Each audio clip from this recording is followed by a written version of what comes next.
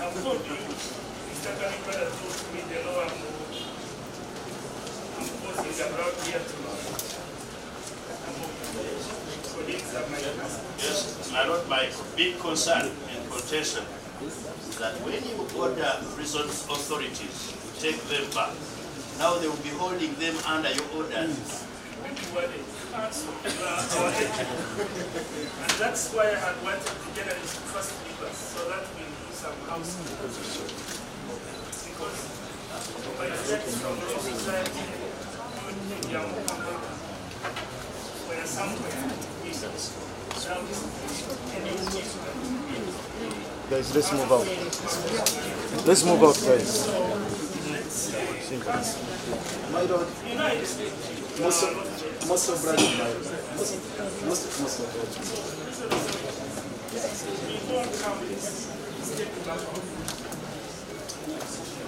But my Lord, I will still proceeding with the application as directed by your court. Yes, ma'am.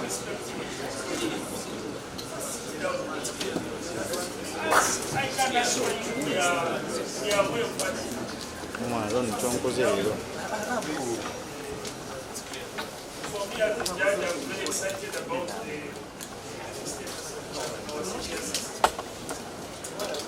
the president shall put some blocks. So let me have judge for 2 minutes and come back.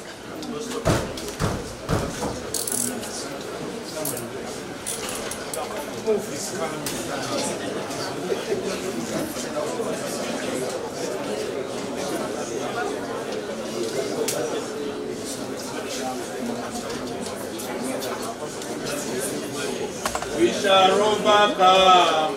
We shall overcome. We shall overcome someday. Deep in my heart, I do believe we shall overcome someday. 7 will die. 7 will die. 7 will die someday. Deep in my heart, I do believe 7 will die someday. Who will cry? Who will cry? Who will cry someday? Deep in my heart, I do believe who will cry someday. And Blessed will live. Blessed will live. Blessed will live someday. Deep in my heart, I do believe. Blessed will live someday. Justice will return someday. Deep in my heart, I do believe. Justice.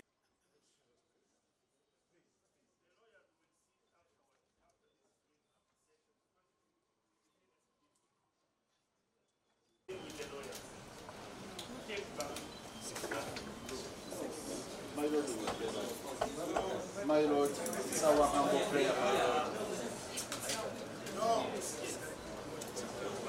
It's our humble prayer.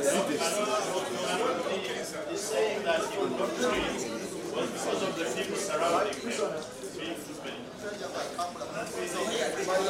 Maybe if it would be accommodated. Okay, this year, it's more special. Your court has elected Africans down. Journalists create space for them to come this way. Yeah. Let's create a way. For me, once someone is sick, I'm not going to continue with that person in court. You have to go back. That's what I want to say.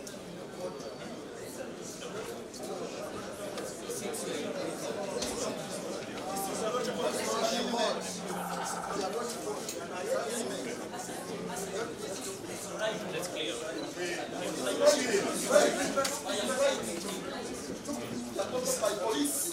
Let him control us when we're in prison. Yes.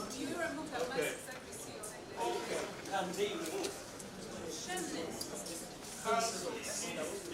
can we give way? Yes. We only have 2 minutes for this thing.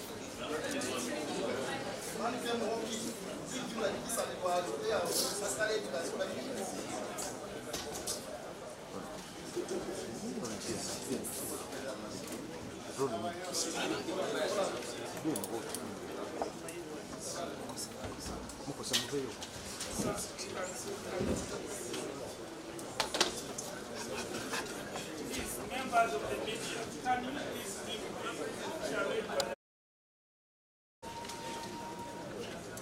May it please you, my Lord, we beg to proceed with the application. My Lord, this is an application for habeas corpus adis affluendum brought under the provisions of Section 38. break it down for our members?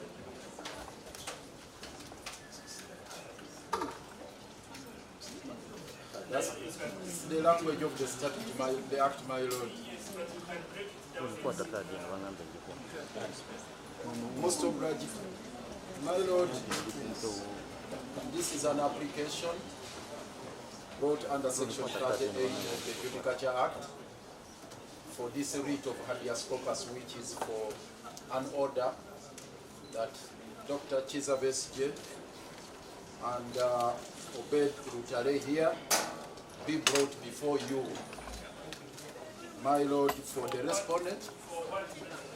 respondents to show cause why they are keeping them in detention without a valid remand warrant or any valid court order or pending charges against them.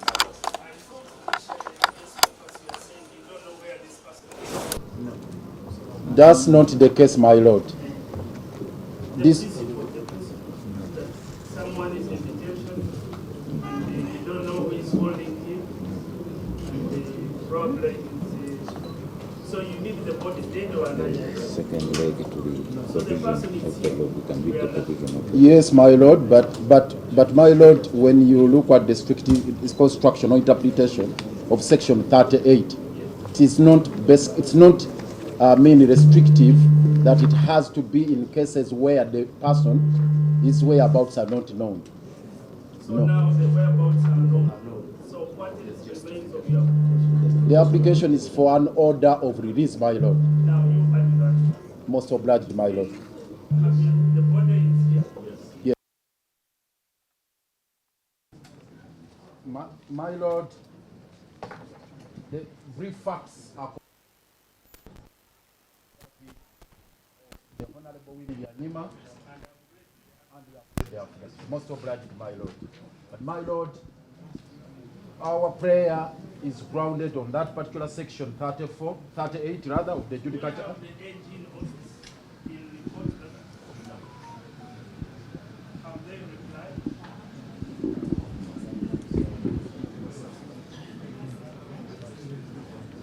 So that's why I wanted to stop with their counsel.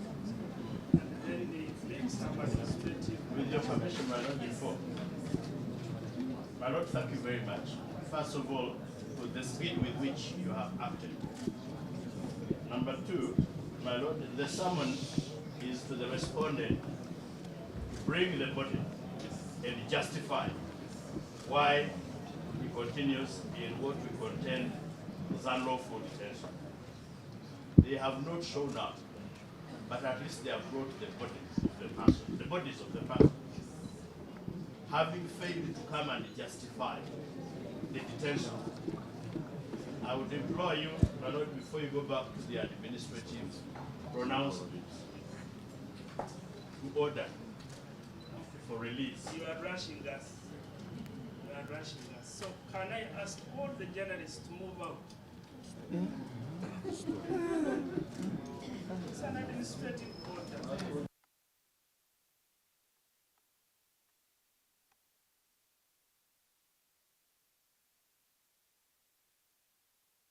You don't want to go out, it is up to you. So, okay, I can see Mr. Rukwago shaking the They can't stay. We are not hiding anything.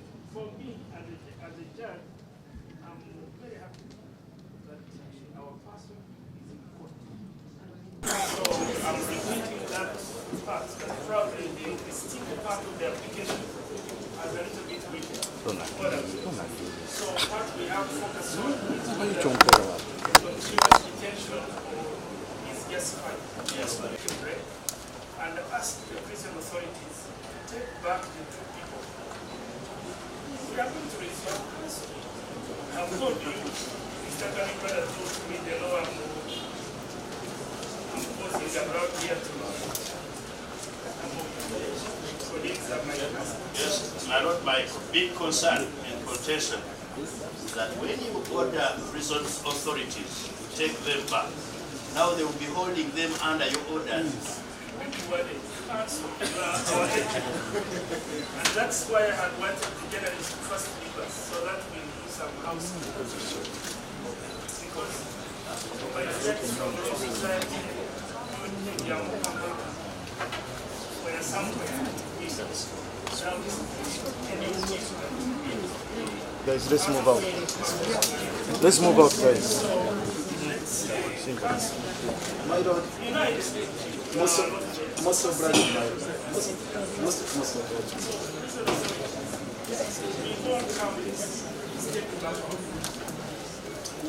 But my Lord, I was still proceeding with the application as directed by your court. Yes, ma'am.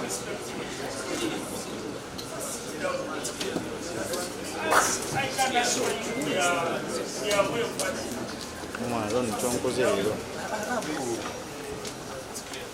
For me as a judge, I'm very excited about the status of our citizens.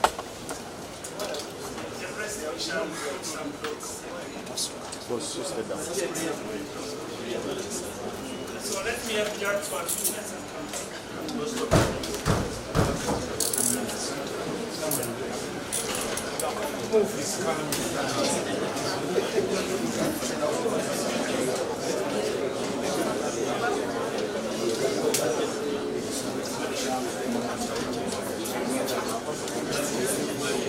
We shall overcome. We shall overcome. We shall overcome someday. Deep in my heart, I do believe we shall overcome someday. 7 will die. 7 will die. 7 will die someday. Deep in my heart, I do believe 7 will die someday. Who will cry? Who will cry? Who will cry someday? Deep in my heart, I do believe who will cry someday. And Mr. will live. Mr. will live. Mr. will live someday. Deep in my heart, I do believe Mr. will live someday. Justice will return someday. Deep in my heart, I do believe justice.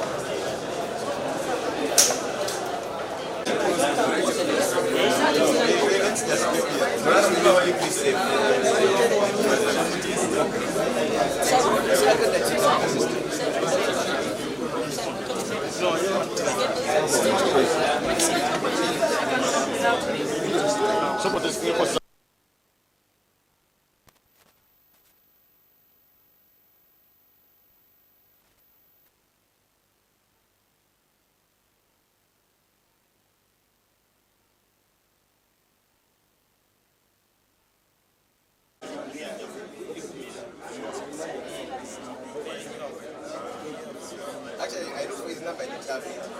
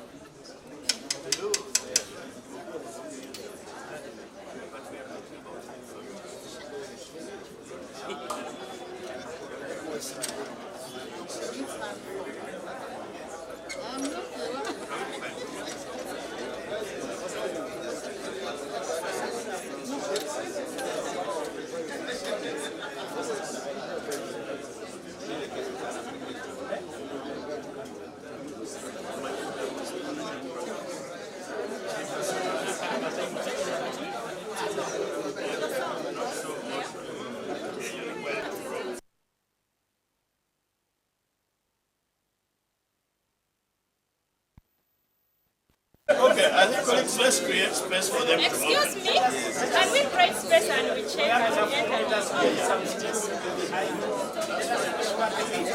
Where did it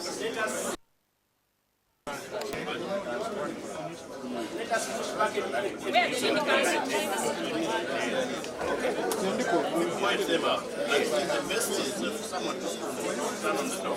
As ready. Get me? Yes? Okay, fine.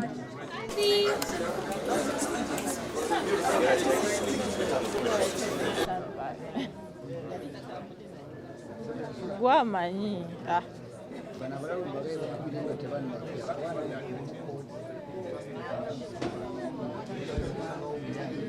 Opened now for access for the many individuals that you're seeing actually standing and waiting at the doorway of the High Court room number 31, where the application for habeas corpus for Colonel Dr. Kizza Besigye and Hajji Lutale is going to be heard by Judge Singiza, and that is supposed to start in a few minutes from now. It's expected to be starting at exactly 9, but individuals are here.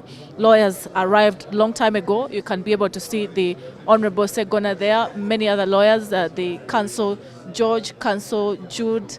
I was able to see Counsel Katana, I was able to see Counsel Wanda, who filed this application with many others. We expected also to have lawyers, much as it's the same team, equally representing Counsel Aaron Kizza. Many of them are here. We are in position to see actually if Chitimbo can show you around, if Chitimbo can be able to show you around, we can be able to see the prison's officers here who we expect probably have brought Dr. Colonel Kizza Besigye into the court today. We have not been in position to see him yet, but by virtue of us being able to see the officers of prison arriving at this civil division means that Dr. Colonel Kizza Besigye will be here in this very court, and also either Counsel George, either Counsel Aaron Kizza also is expected to be here. So the three are expected to be in this very court because the matter is at the same time.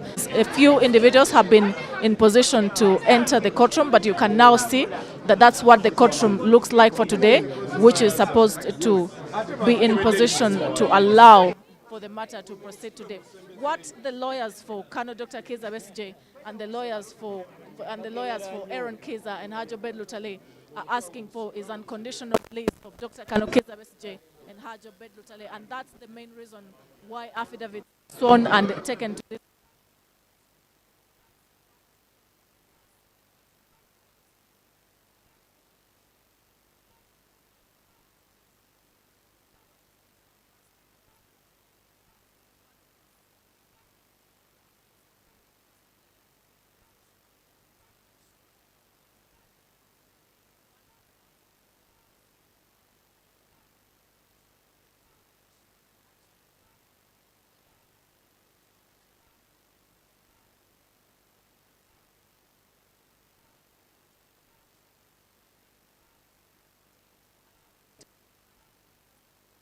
Is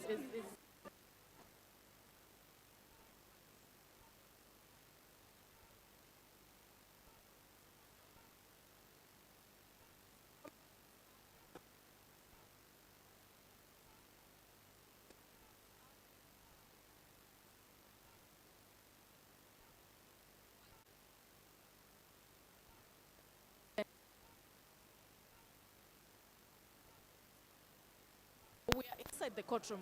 And what we can now wait for is the starting of the matter and what will be critical to the starting of this matter today. It's a critical hour because everybody is trying to find at least a minute to have space inside here in the courtroom. But Simon, if I'm able to tell you, the expectation is that from now, because it's already 9, the court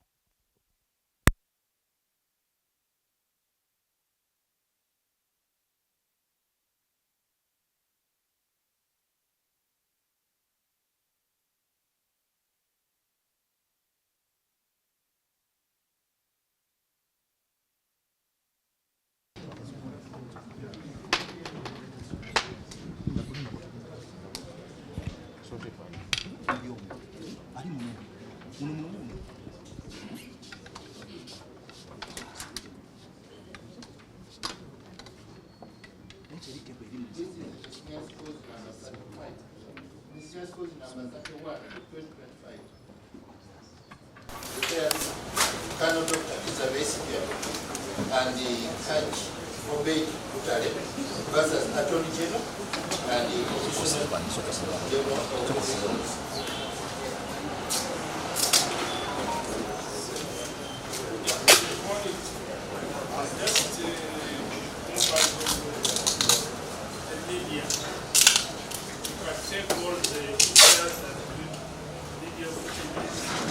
but please not my face.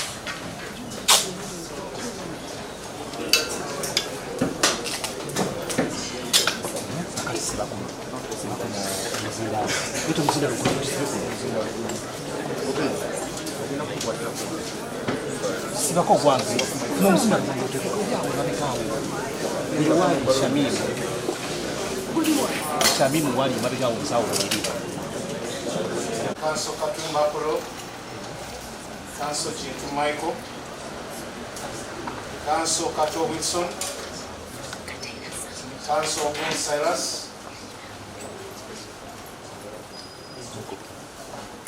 Council Farouk Kamlegea, Council Kapshabe, Ronald, Council Anointed Peter, among others. For the record,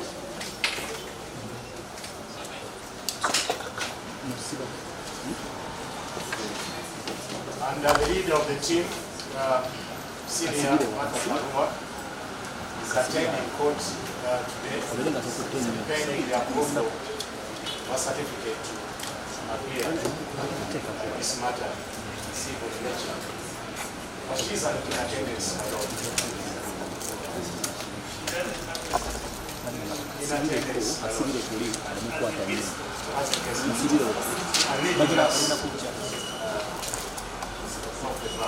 My lord, I'll invite the Honorable Yasu Papa to join us to lead the next proceeding. But we are concerned that the file has been read, don't see our clients.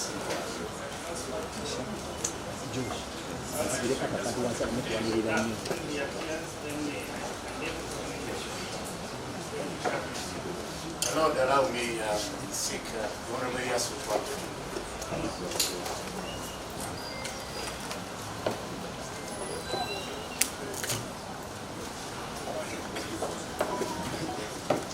May it please you, my lord. Just to address you on the issue of the team leader, our senior counsel. My lord, she got a temporary practicing certificate to handle Dr. Kizza Besigye and Obedi Lutale matters, either through pending before the General Court Martial. And my lord, the construction of that PC, in our opinion, is that until those matters are conclusively handled and any other application arising out of those matters she still has that audience, my lord. Yes, my lord.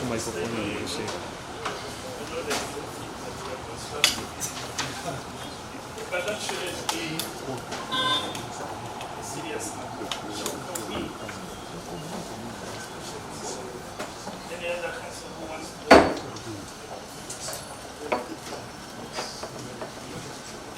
Yes, I'm trying to see whether the person is on record, my lord. Number 2 on the record.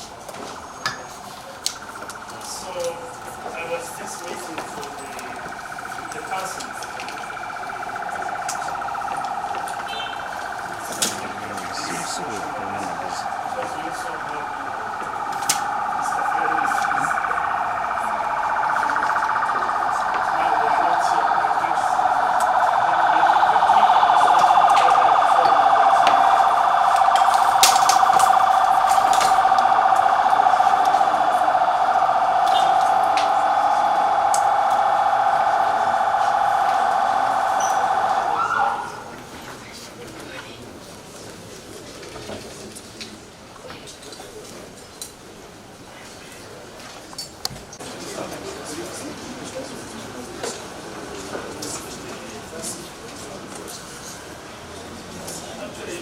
This chair here will go back.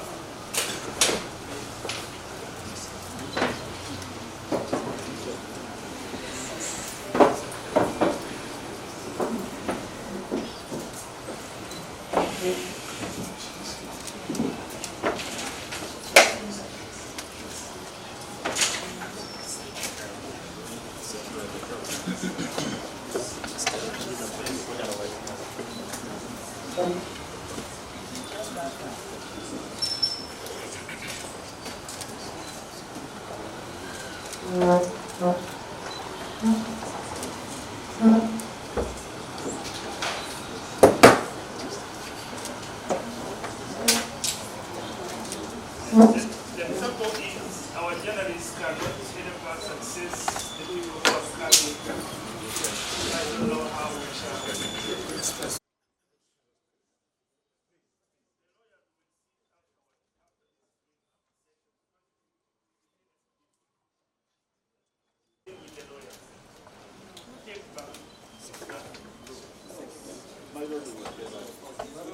My Lord, it's our humble prayer, my Lord. It's our humble prayer. He's saying that he would not pray was because of the people surrounding him being footmen. Maybe if it would be accommodated. Okay, this year, at your bedtime here, it's more special. Your court has elected, nothing can stand. Journalists create space for them to come this way. Yeah.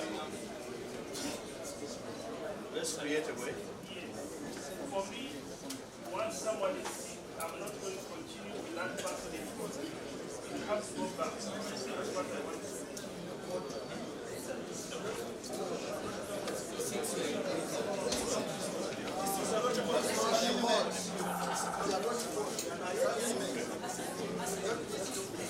Let's clear.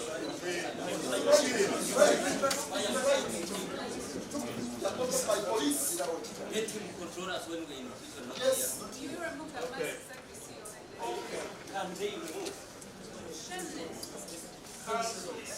Yes, Father. Can we give way? Yeah, sure. We only have 2 minutes for this session.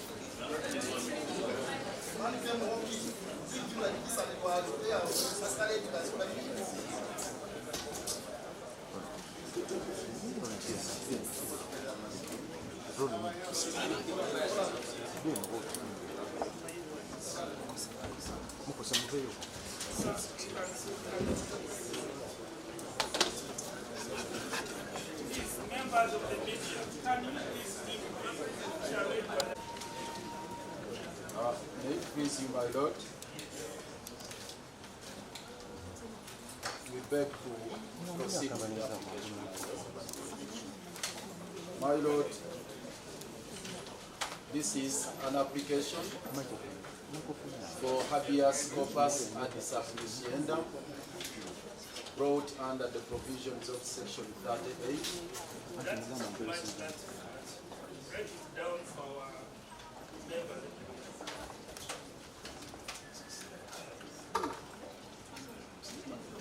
That's the language of the statute, the act, my lord. Yes, but you can break it down.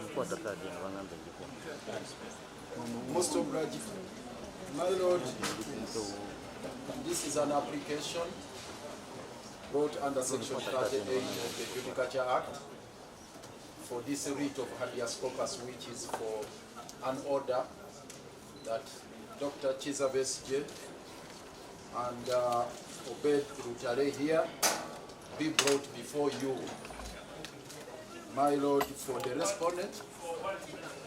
respondents to show cause why they are keeping them in detention without a valid remand warrant or any valid court order or pending charges against them.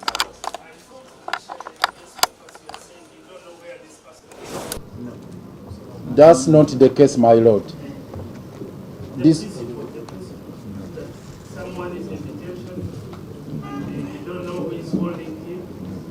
And the problem is, so you need the body dead or alive. Second leg to the provision of the law, we can read the provision of the yes, my lord, but my lord, when you look at the strict construction or interpretation of section 38, it is not mainly restrictive that it has to be in cases where the person, his whereabouts are not known. So now the whereabouts are known. So what is the basis of your application? The application is for an order of release, my lord. Now you add that. Most obliged, my lord. The body is here. Yes. My lord, the brief facts are the Honorable William Nima and most obliged, my lord. But my lord, our prayer is grounded on that particular section 38 rather of the Judicature Act.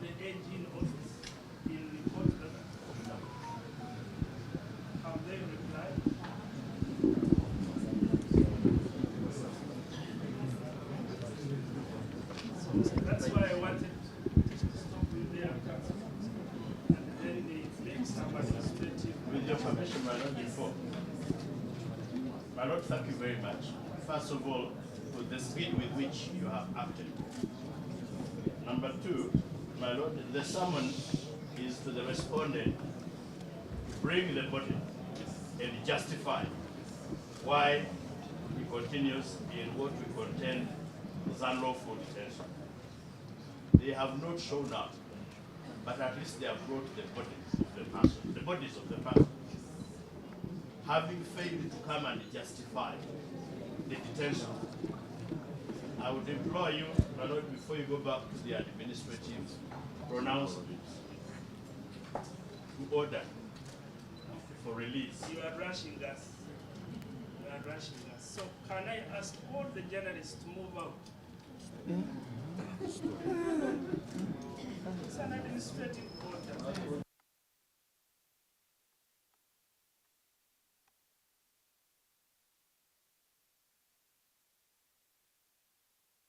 You don't want to go out, it is up to you. So, okay, I can see Mr. Rukwago shaking the no problem, they can stay. We are not hiding anything. For me, as a judge, I'm very happy that our person is in court. So I'm repeating that part, that probably the sticky part of the application as a little bit weak. So what we have focused on is whether continuous detention is justified. Yes, and probably a look at break and ask the prison authorities to take back the two people. We are going to resolve this. I've told you, Mr. Kanibada told me the law I'm posing about here tomorrow. Yes, my lord, my big concern and contention is that when you order prison authorities to take them back, now they will be holding them under your orders. And that's why I had wanted the journalists to first leave us, so that we do some housekeeping.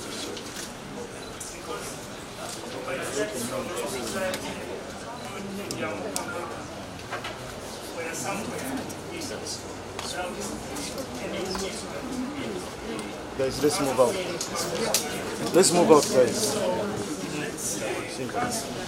My lord, most of brother, my lord. Most of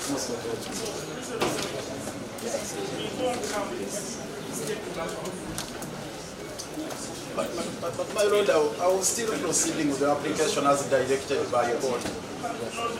Yes, ma'am.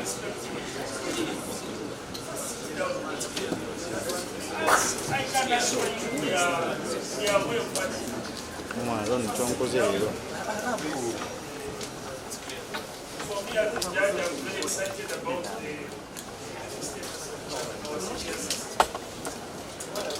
the president shall put some thoughts. So let me have judge for a few minutes and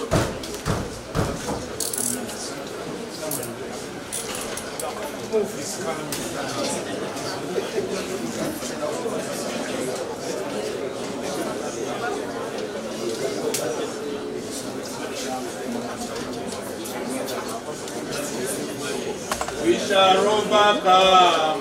We shall overcome.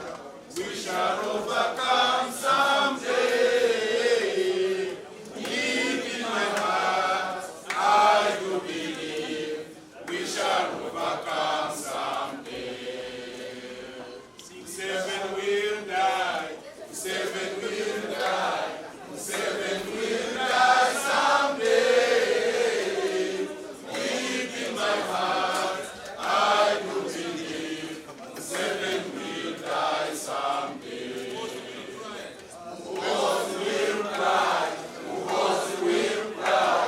Who was will cry someday? Deep in my heart, I do believe who was will cry someday. And Mr. will live. Mr. will live. Mr. will live someday. Deep in my heart, I do believe Mr. will live someday. Justice will return someday. Deep in my heart, I do believe justice will return. Never, never, never surrender. Never, never, never surrender. Never, never, never surrender. Never, never, never surrender. Never, never, never surrender. Never, never, never surrender. Never, never,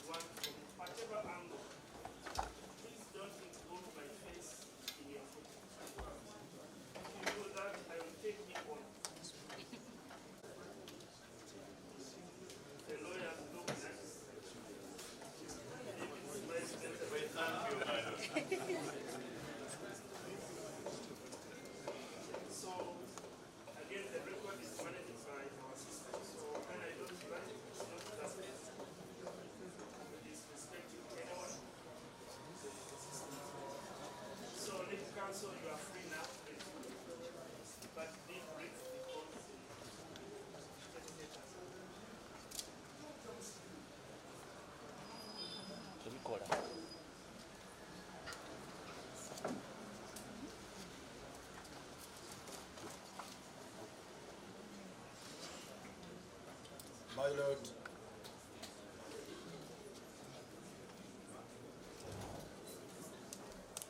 we shall specifically now address you on the second limb of our application, which is about an order of release, unconditional release of Dr. Kizza Besigye together with Obedi Lutale.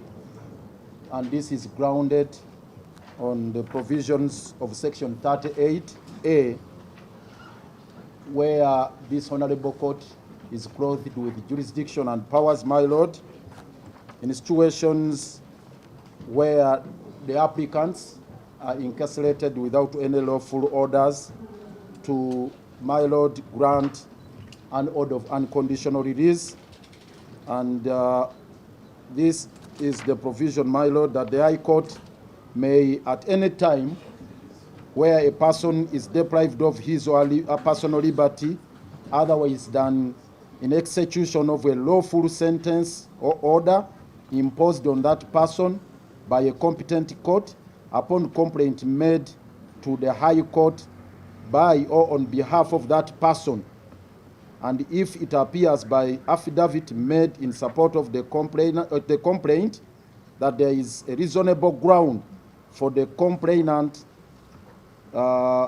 court is given powers to give award and so on and so forth. The gist of the matter, my Lord, is about court being satisfied that a person before court is detained without lawful orders.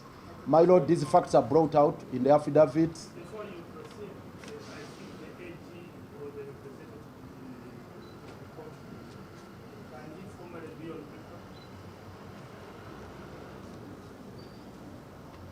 Or if I have seen badly, then you can. And bold.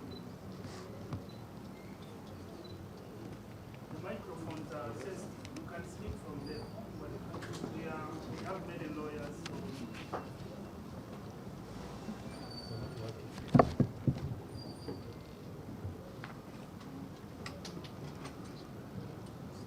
Your Lordship, I'm not surprised. My name is Johnson Natwera. I'm a senior state attorney. Together with Matthew Mhesi, a state attorney, and Jacqueline Amsugut, a state attorney. Yes. Your Lordship, we are sorry we are late because this matter was served on us late, and we had to ensure that we respond. We have filed our response and it is on Equinis, and we are ready to proceed.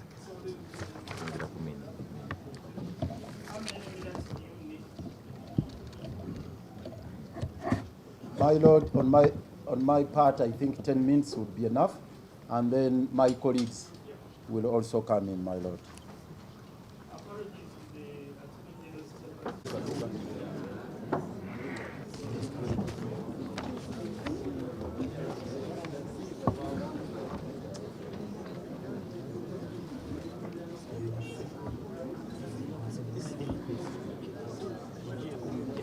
My Lord,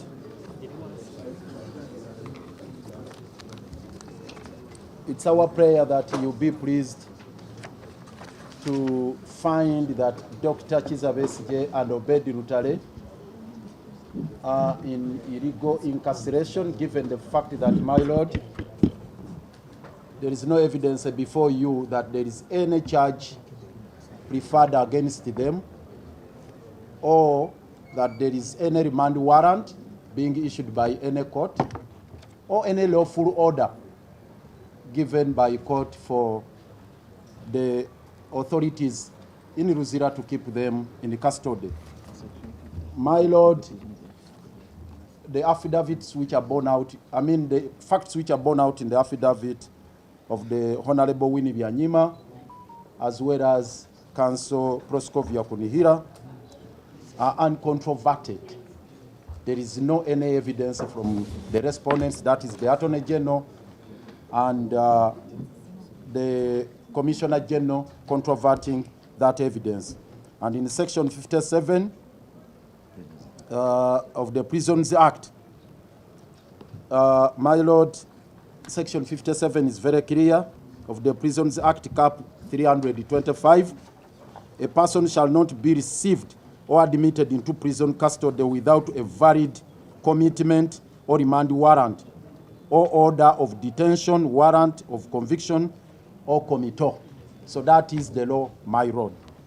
And now, my lord, the essence of habeas corpus is well explained in the decision of this honorable court in miscellaneous cause number 16 of 2021. Honorable Chagulanyi Sentamu Robert, Babula Chagulanyi Tungo versus the Attorney General and the Chief of the Defense Forces. On page 14, my lord, a copy of which is going to be supplied to court. Page 14, this honorable court had the occasion to succinctly explain the essence of the writ of habeas corpus in the following terms. The purpose for a writ of habeas corpus ad sub judiendum is to review the legality of the applicant's arrest, imprisonment, and detention, and challenge the authority of the prisoner or jail warden to continue holding the applicant. The application is used when a person is held without charges or is denied due process. Okay, can we stop there, counsel? Yes. How did they end up in prison in the first instance? My lord, that is for the Attorney General and the Commissioner of Prisons to explain by way of evidence. So for you, you have no idea. My lord, I will explain. Yes. My lord, initially there were charges that had been preferred against them as explained in the affidavit of Winnie Byanyima and Proscovia Konihira. My lord, that is well explained. If I may go there, my lord, to read the relevant paragraphs.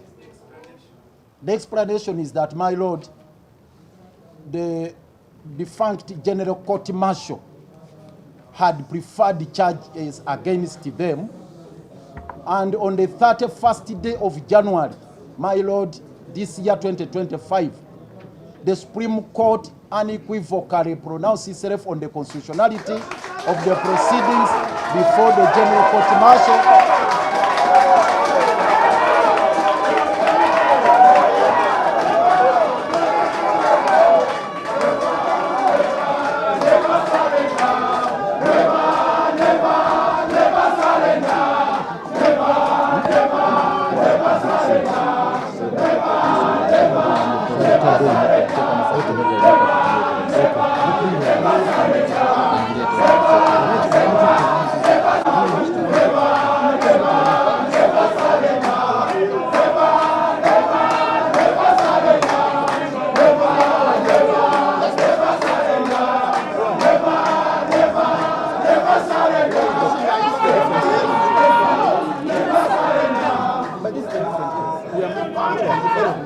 Of the court martial alone!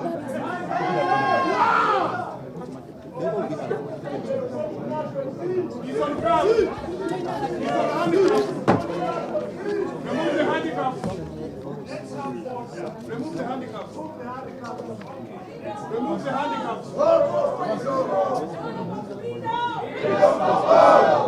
Freedom for Aaron. Aaron, the conqueror of the court martial.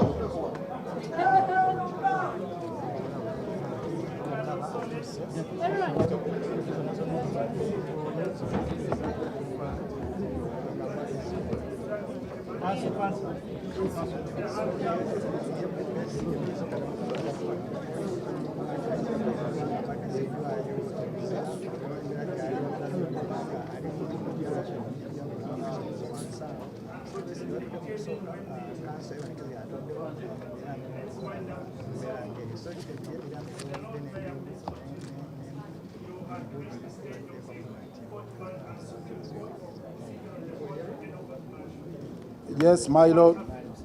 What happened, my lord? All the proceedings before the General Court Martial were quashed by the Constitutional Court, and my lord, the decree to that effect was extracted. My lord, I'm sure it's on record, my lord. Yes, my lord, we can, if I may be the 10 minutes I had earlier requested for, because I thought court had abreast itself with these matters, my lord. See, we have members of the media, very important for them. Here, what the Supreme Court said. My lord, it is hereby ordered that the declaration of the Constitutional Court that section 119, subsection 1G, now section 117 of the UPDF Act, which provides that any person not otherwise subject to military law who aids or abets a person subject to military law in the commission of a service offense is unconstitutional, so that order is hereby set aside. Now, in one Two, line, in one line, what is that paragraph stating for our meeting? my lord, initially the Constitutional Court had held that section 119, which is now 117, that had provided for a situation where civilians would be subject to military law if they abetted the commission of an offense by a serving officer, that was a valid law. They had not nullified those provisions.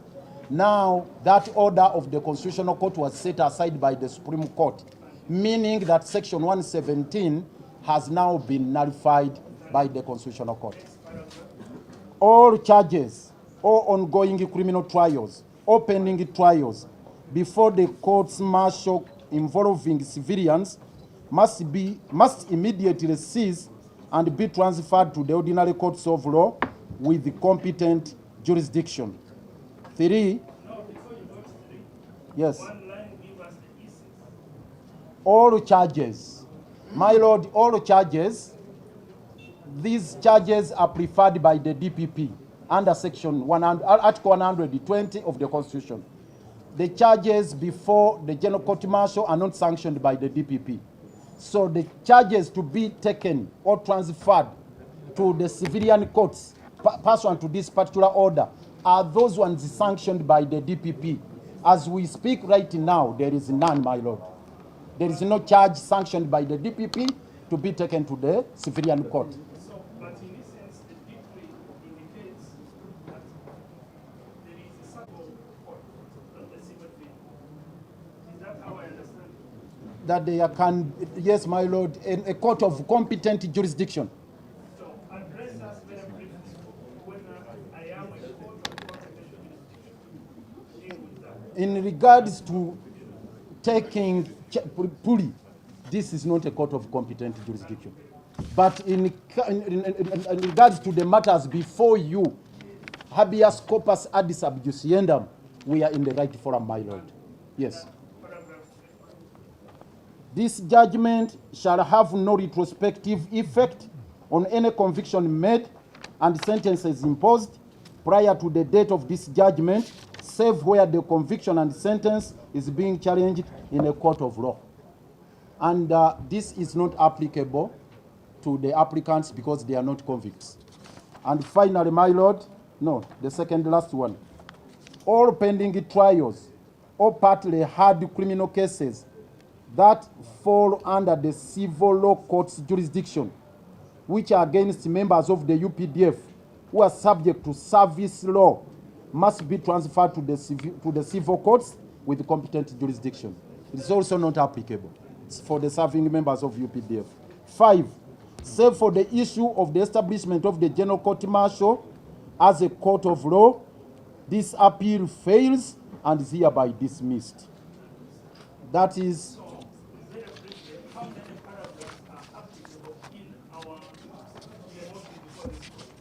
my lord, it is, as far as the matter before you is concerned, it's paragraph 1. Only paragraph 1, where, all right, my lord. My lord,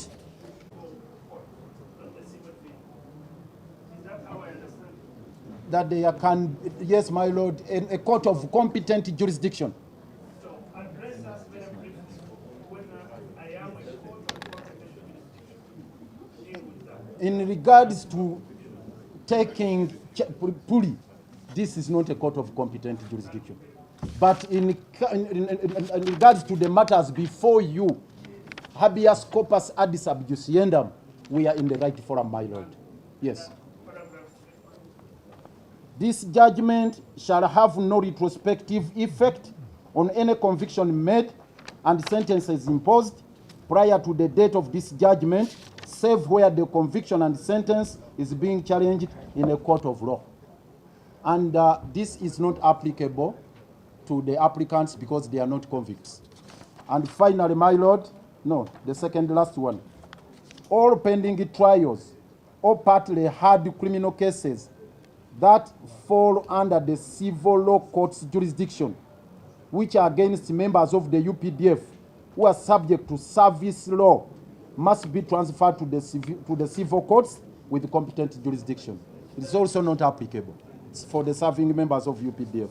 5, save for the issue of the establishment of the General Court Martial as a court of law, this appeal fails and is hereby dismissed. That is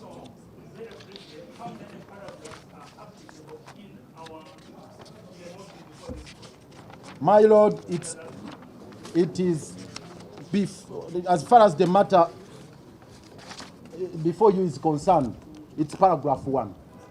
Only paragraph 1 where, all right, my lord. My lord,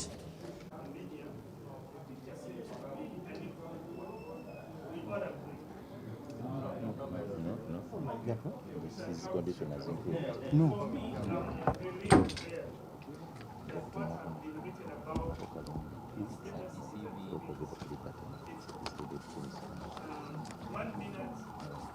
Oh, 3 minutes, my lord.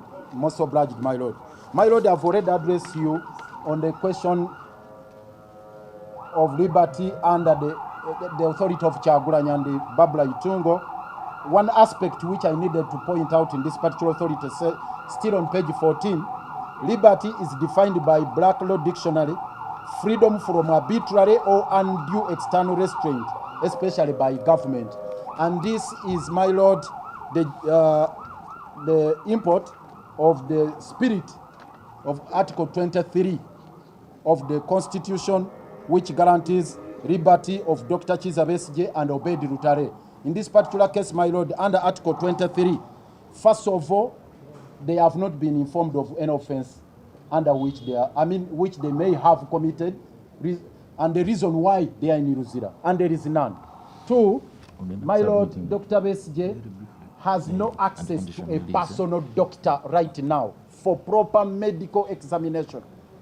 And that is a very serious matter, my lord, because in as much as by a cursory look here, court can make one observation that maybe is improving. My lord, his state, the circumstances compel that an order be issued for Dr. Besigye to regain his liberty, to be able to access a medical facility of his choice so that he can be thoroughly examined to assess his health situation and get proper or specialized treatment. My lord, the final authority I would like to cite on this one is Chwanka John and others versus the DP Director General of Internal Security Organization. It is miscellaneous cause number 9 of 2021, where again this honorable court decided that a writ of habeas corpus applies in cases of illegal detention and is meant to secure the personal liberty of a person under such illegal detention upon determination of the validity of such detention by the court granting the writ. I agree with the counsel for the applicant that preservation of personal liberty is crucial and should only be derogated from in exceptional circumstances where there are court orders. And that is the position of the law. So this particular law, my lord, is reinforced by Section 15 of the Human Rights Enforcement Act. My lord, and this is where we are grounding our prayer. Section 15 of the Human Rights Enforcement Act of 2019.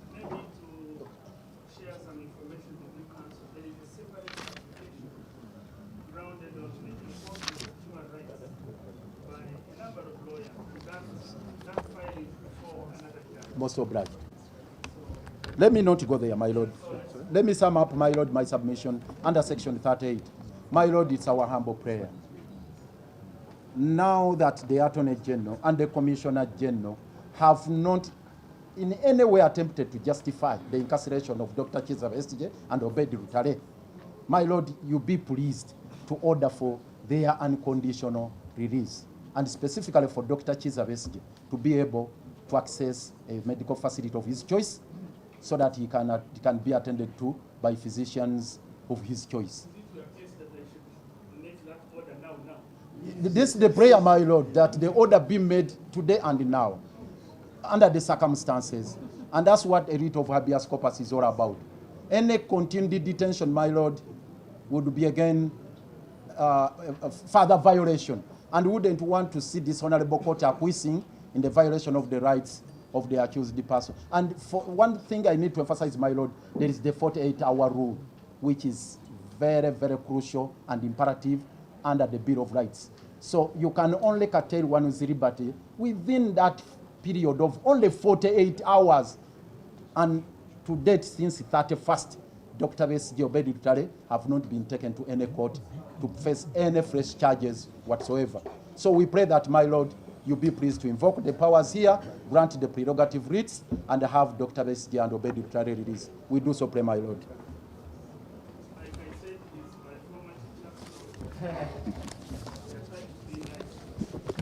Thank you for the courtesy, my Lord.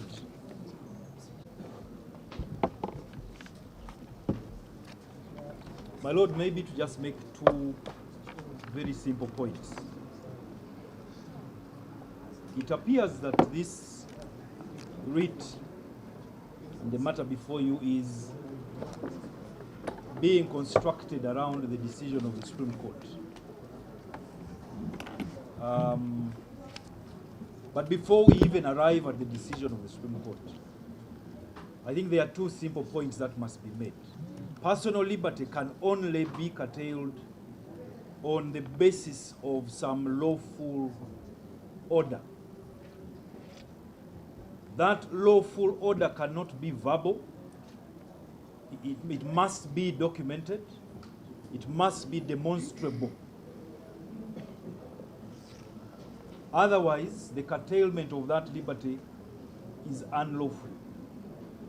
And because of that problem, the unlawfulness of it, that's why we have this writ in Article 44 as non-derogable. This writ has not always existed. In the 1962 Constitution, it wasn't there.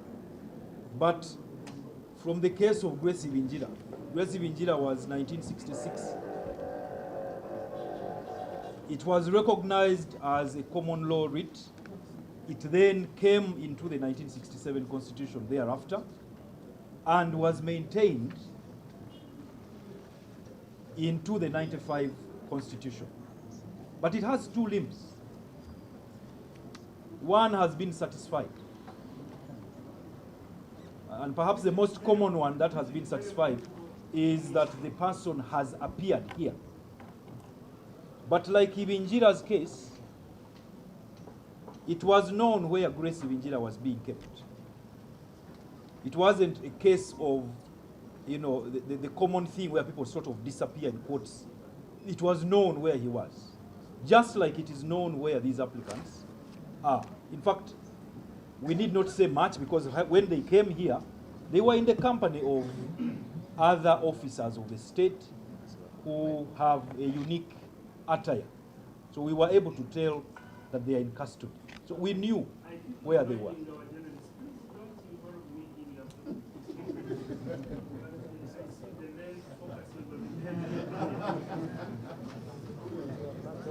So the first limb has been satisfied, and that limb is bring the body. Sometimes we stretch it to whether dead or alive. The body is here alive.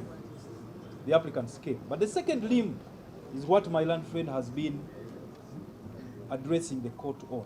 The reason for curtailing the liberty of those individuals.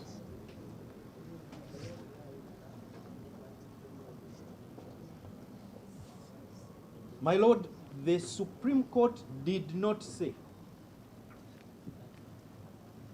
that those who are incarcerated should remain incarcerated, except for those who had been convicted.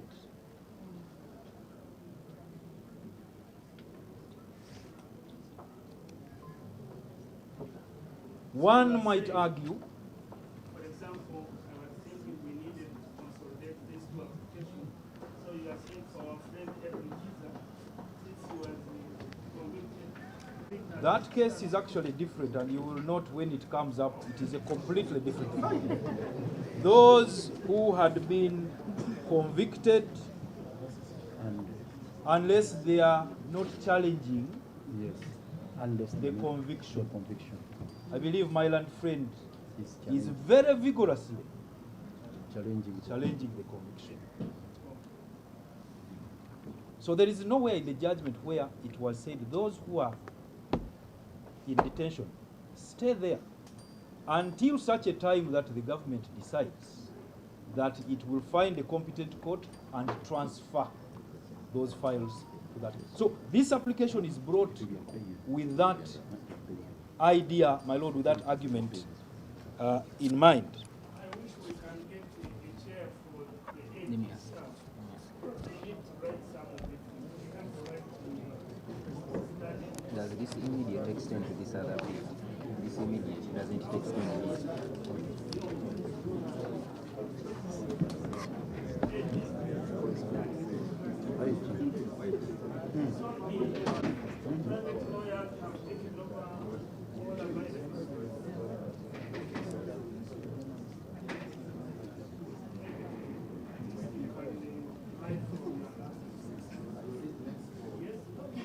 If you want to read, Besigye is not the one supposed to prove that he deserves the burden. It is them who are supposed to prove category. Private lawyer, you're not private lawyer, they're your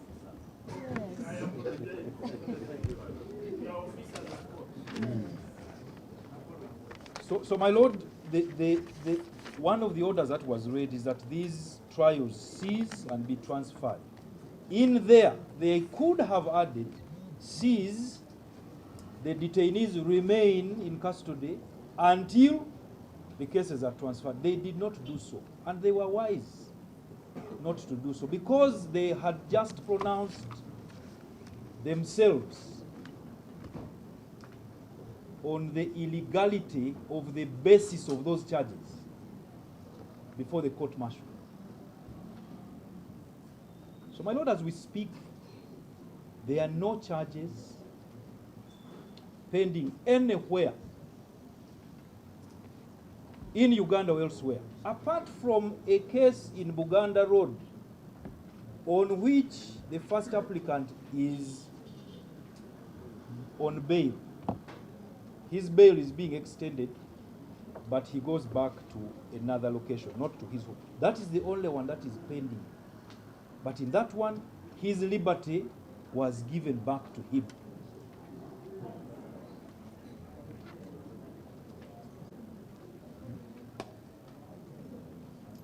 My Lord, the burden to justify the reason for detention, for curtailing personal liberty, is not on the one who is applying.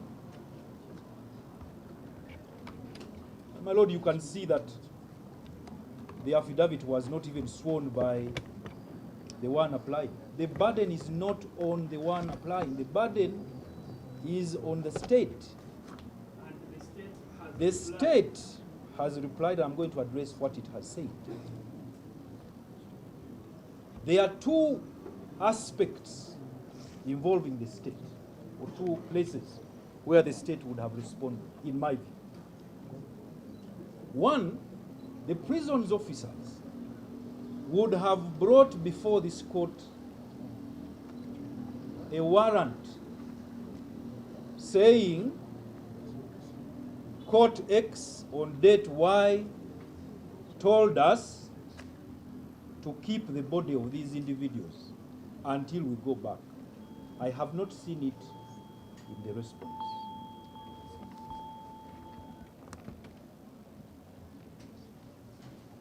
The second possibility would have been that they are pending charges, and this is the charge sheet. My lord, those pending charges can't come from the court martial.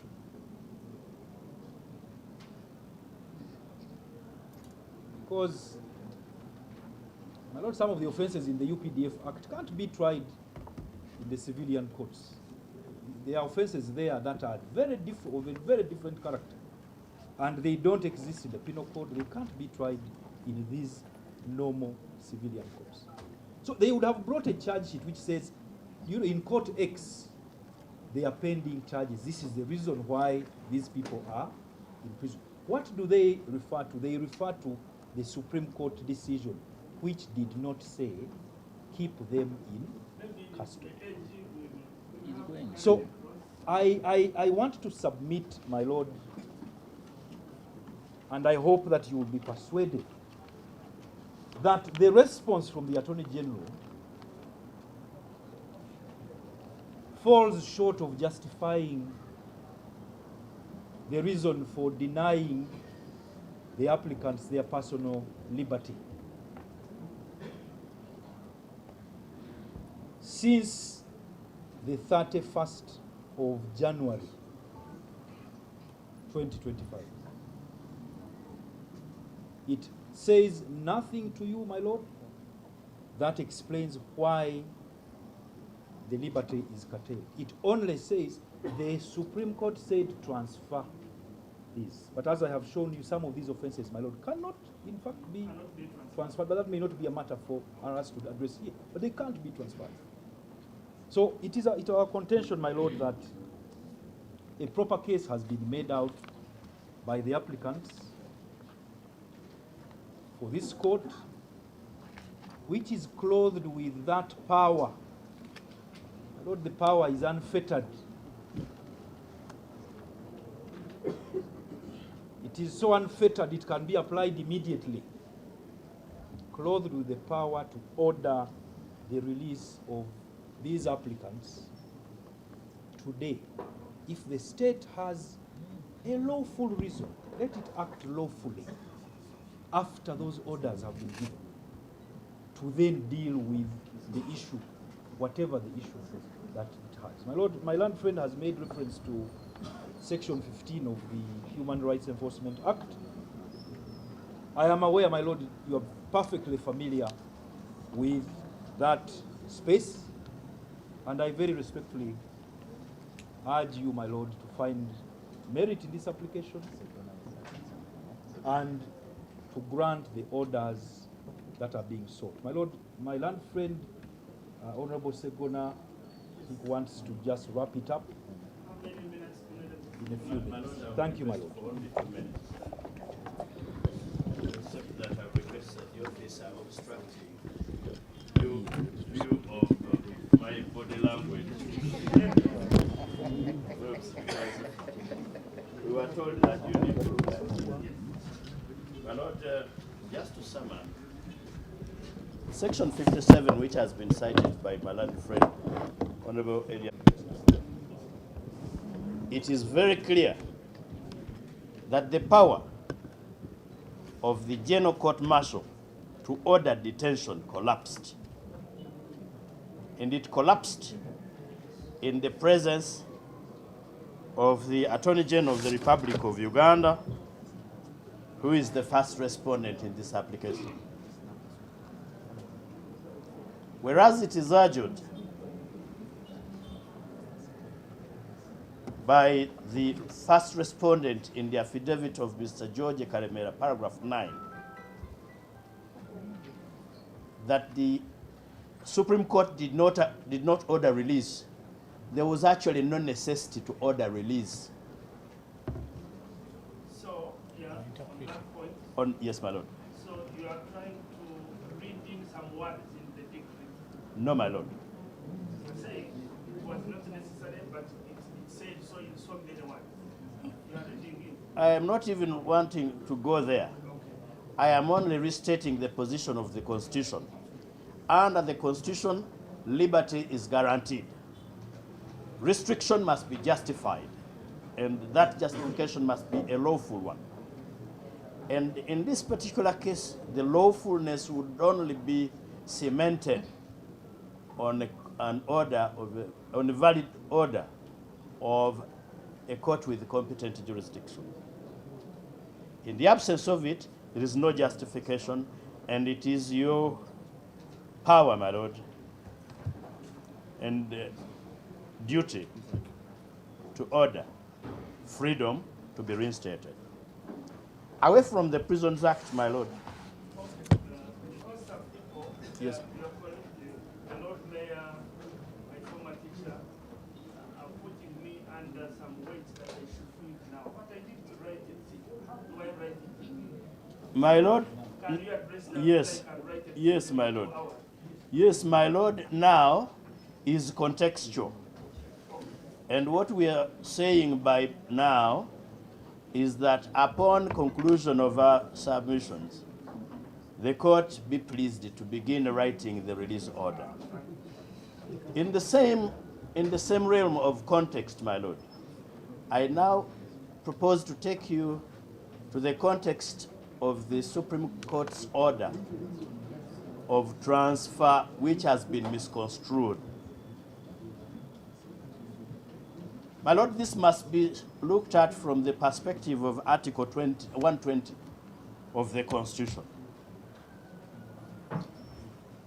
The Supreme Court did not order the Director of Public Prosecutions to take over, because that is barred by the Constitution, Article 120. In effect, the Supreme Court told the first respondent, if he's interested in any prosecution,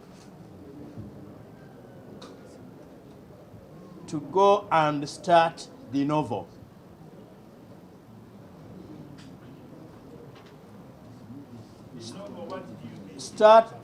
Do a fresh investigation, a fresh complaint.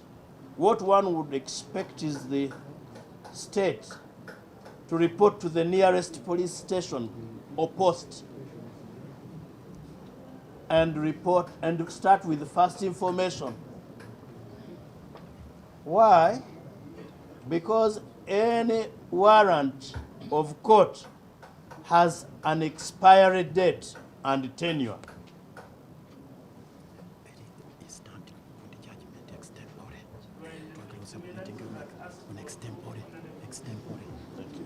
My lord, with your permission, and I'm grateful, because the DPP cannot take over, the transfer order must be contextualized to mean, if you are interested, start a fresh complaint system. Go to the nearest police, report that these people are alleged to have committed offenses X. And when you do that, the DPP looks at the file, because the DPP even has the power to say, this one does not merit, and drop it at that stage. I was taking you on the point that a warrant or detention order itself has a time limit. Bring back this person on this particular date. That is axiomatic. And the moment it expires, lawfulness ceases. In this particular case, the warrant of the defunct court-martial was actually in itself expiring on the 3rd day of February. They could not extend or even terminate because they had ceased to exist. And since that time, the lawfulness, if at least it had not collapsed on the 31st day of January, died or re-died on 3rd. My lord, to contextualize Article 120 and the decision of the Supreme Court, I would implore you, and we shall supply a copy, the decision of the East African Court of Appeal in Kagenyi versus Musiramo and another. Kagenyi versus Musiramo and another. 1968 East Africa, page 43. The gist is this, that a transfer is not even possible if the court originally had no jurisdiction. The decision of the Supreme Court, or even the Constitutional Court before, are to the effect that from the word go, the General Court Martial had no power, had no jurisdiction. So there was nothing to transfer. That's why I want you to contextualize the decision of the Supreme Court. Finally, my Lord, on the question you did ask me, when we say that you be pleased to order now, the word normally used by lawyers is ex tempore of judgment. Oh, actually, I'll come back to this. The word is, it is usually used to describe an oral judgment, including reasons for judgment, given at the time of the hearing.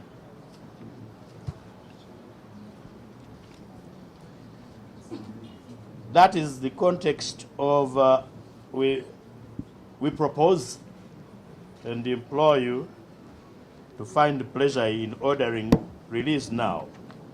But this particular case of Kageni versus Musiramo was cited with approval in Rose Wanjiku Njau,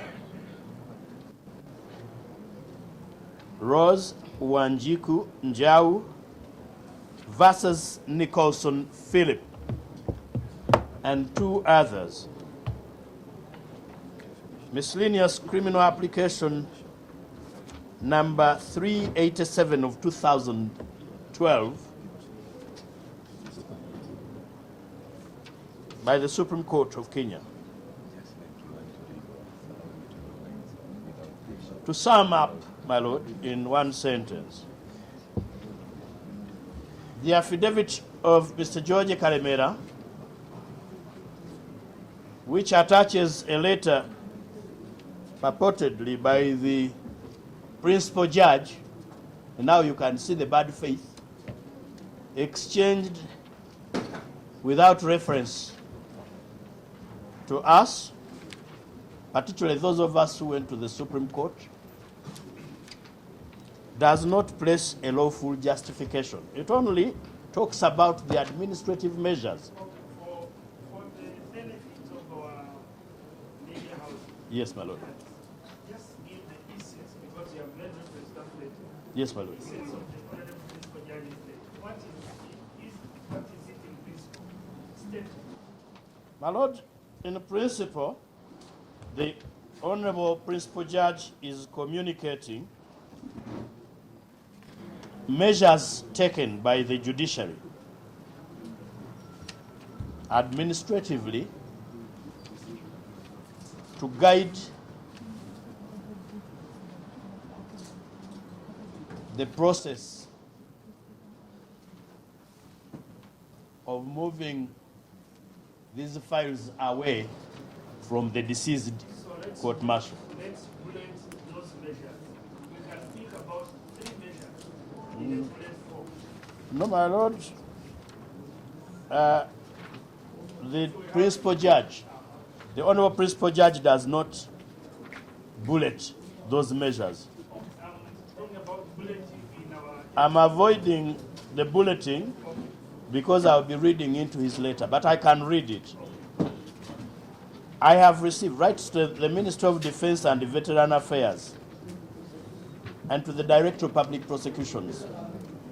I have received the attached self-explanatory letter from the Honorable the Principal Judge, Justice, the Chief Justice, advising that files pending before the General Court Martial that were subject of judgment of the Supreme Court and in the captioned case be handed over to the Honorable Principal Judge for further management. Bullet number 1, all files to go to Yes, yes. This, therefore, is to bring, yes, bring them to the principal judge.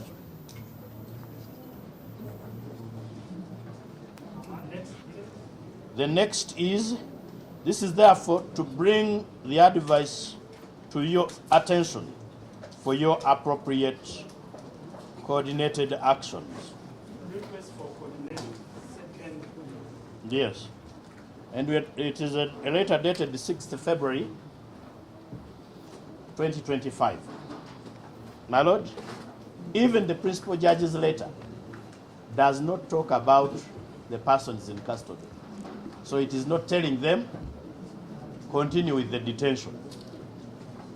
In other words, there is no single order of a lawful authority to detain. And it is that order which would have been the justification to restrict somebody's freedom. But let me ask a question and answer it. Thank you, my Lord. That's so gracious. Yes. And under whose authority are the applicants in detention? Number two, what is the criminal case number? The Supreme Court having said the prosecution ceases and with immediate effect by 31st. By fall of night 31st, the criminal case number for the General Court Martial ceased. The file could be there for investigation purposes. You and I could be, maybe not you, maybe I could be under investigation, my Lord. God forbid, you should not. We need you. So the question is, under what criminal case number? And detained until when? The last time we had a detention which is unlimited in duration was under the Public Safety Act. And that one collapsed with the coming into force of our constitutional regime.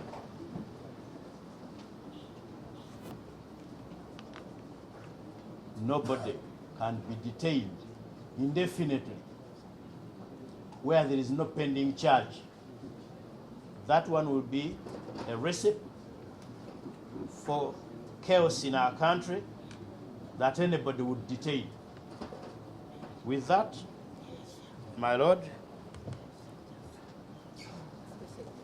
I can only say that let nobody drag the judiciary into this detention controversy of, say, relying on the order, the letter of the principal judge, an administrative letter. But courts are already dragged in. Very unfortunate. Ironically, we cannot run away from being dragged in. My Lord, if we are going to construe this as authority, the letter of the PJ, the next thing they will request you for a letter granting a warrant to detain. And this was not a judicial letter. I understand. It was an administrative guidance to those persons if they are still interested in prosecuting. Anything beyond that, my Lord, is a persecution, and I would invite you to put a hold on it. I so pray, my Lord. You know, the AG has been standing. I'm not really the AG's lawyer, but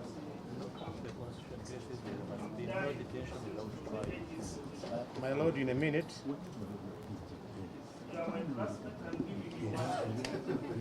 Well, my Lord, in 1 minute, Sam Muyizi Mulindwa is my name. I'll just take you to Article 43 of the Constitution, my Lord, where you cannot detain anyone without trial. There is no ongoing trial, my Lord. Secondly, everything about that defunct General Court Martial was nullified. We cannot continue discussing putting something on nothing, my Lord. An administrative letter.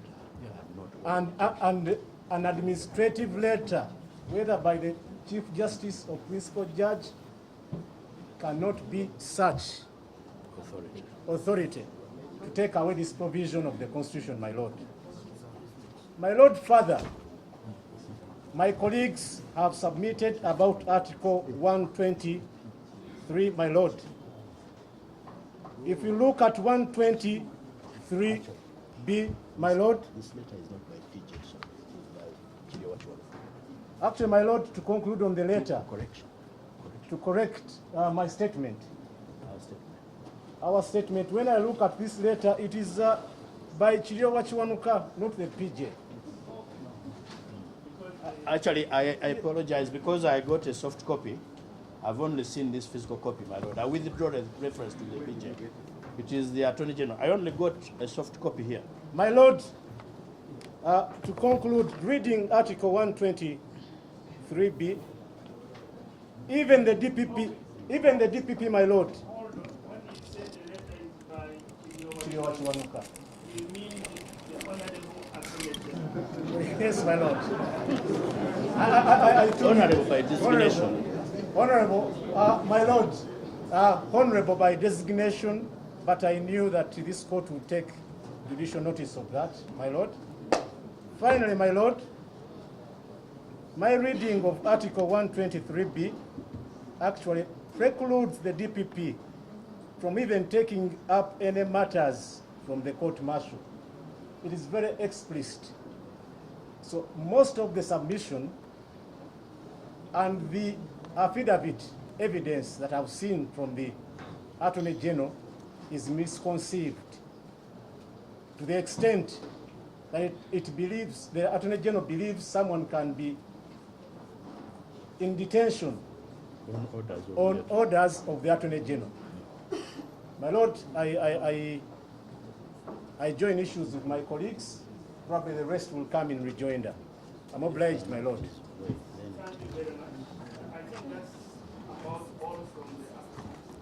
Except I also wanted to express a little bit of concern.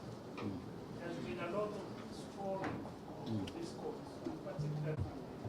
I mean, we love it when people express their minds, but you have to do it. Don't care. Well, if I'm short, I die once and I will be buried, but maybe you will not have gained anything. So probably your client's matter would have gone before another judge and that's a whole month of delay. So appeal to your audience, tone it down. It doesn't benefit anyone. Fortunately, I don't state the line that if you insult me, then I will take you on contempt of court. I allow people to, they can insult me the way they want, but at least don't extend those insults to threats. Thank you. Okay, that's about housekeeping. I hope the point is made. Hajji, can we listen to you? I wish Hajji could have time to see it, and then probably be able to speak to us.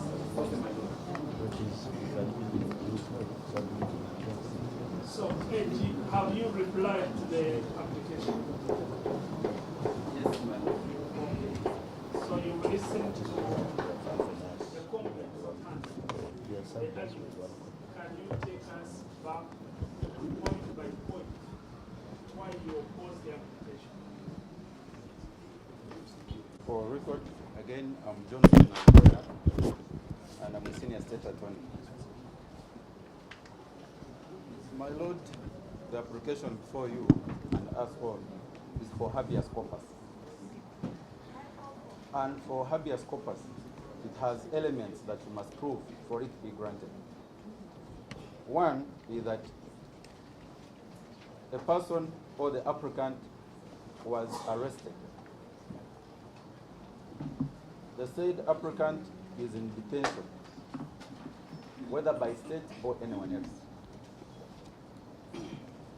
And that the detention is illegal. It's not in contention that the applicants were arrested and are in detention.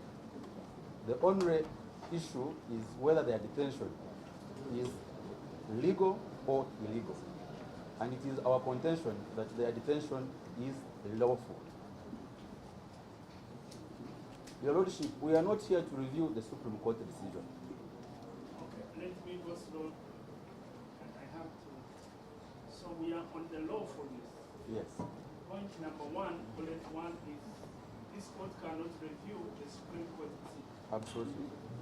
And this is not the purpose of this application.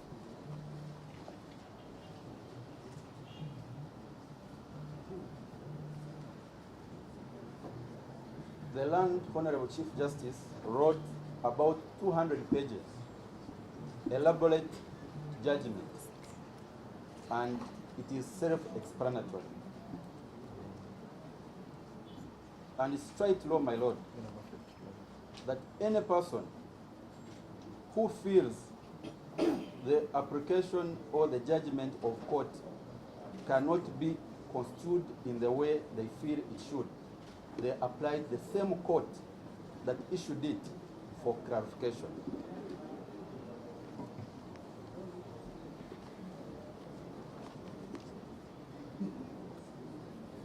My lord, I'm not here to impose words, interpretations, because I'm not qualified to interpret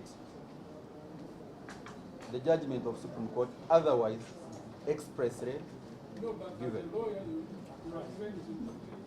Yes, and that's what I've said. I'm not here to interpret it otherwise as expressly given. Your Lordship, my boss, the Lord Mayor, who is part of this government, has elaborately read through the orders of Supreme Court. And if any case, he would be on my side, defending government.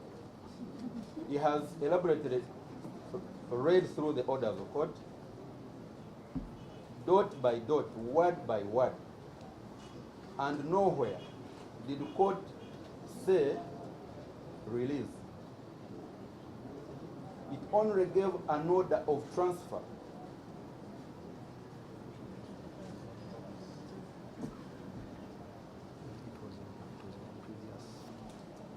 Transfer all the files which are pending before the court martial to courts of civil courts. And from our affidavit, deposed by Mr. George Karimera, the Land Commissioner of Civil Litigation, he has ably indicated to you steps taken from 31st of January, when the judgment of Supreme Court was granted. I will not go through all the steps taken, but I can only take a brief. That for record, again, I'm Johnson, and I'm a senior state attorney. My lord, the application before you and us all is for habeas corpus. And for habeas corpus, it has elements that you must prove for it to be granted. One is that a person or the applicant was arrested. The said applicant is in detention, whether by state or anyone else. And that the detention is illegal. It's not in contention that the applicants were arrested and are in detention. The only issue is whether their detention is legal or illegal. And it is our contention that their detention is lawful. Your Lordship, we are not here to review the Supreme Court decision. Okay, let me go slow. And I have to. So we are on the lawfulness. Yes. Point number one, bullet one is this court cannot review the Supreme Court decision. Absolutely. And this is not the purpose of this application.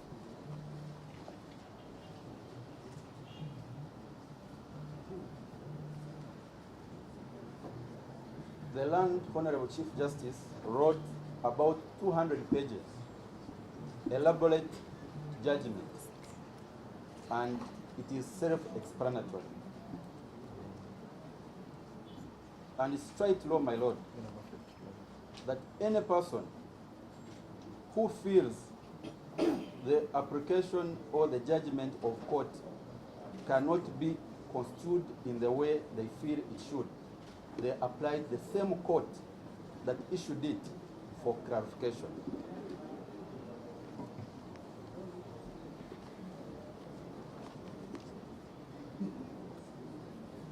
My lord, I'm not here to impose words, interpretations, because I'm not qualified to interpret the judgment of Supreme Court otherwise expressly given. Yes, and that's what I've said. I'm not here to interpret it otherwise as expressly given. Your Lordship, my boss, the Lord Mayor, who is part of this government, has elaborately read through the orders of Supreme Court. And if any case, he would be on my side defending government. He has elaborately read through the orders of court, dot by dot, word by word, and nowhere did the court say release. It only gave an order of transfer.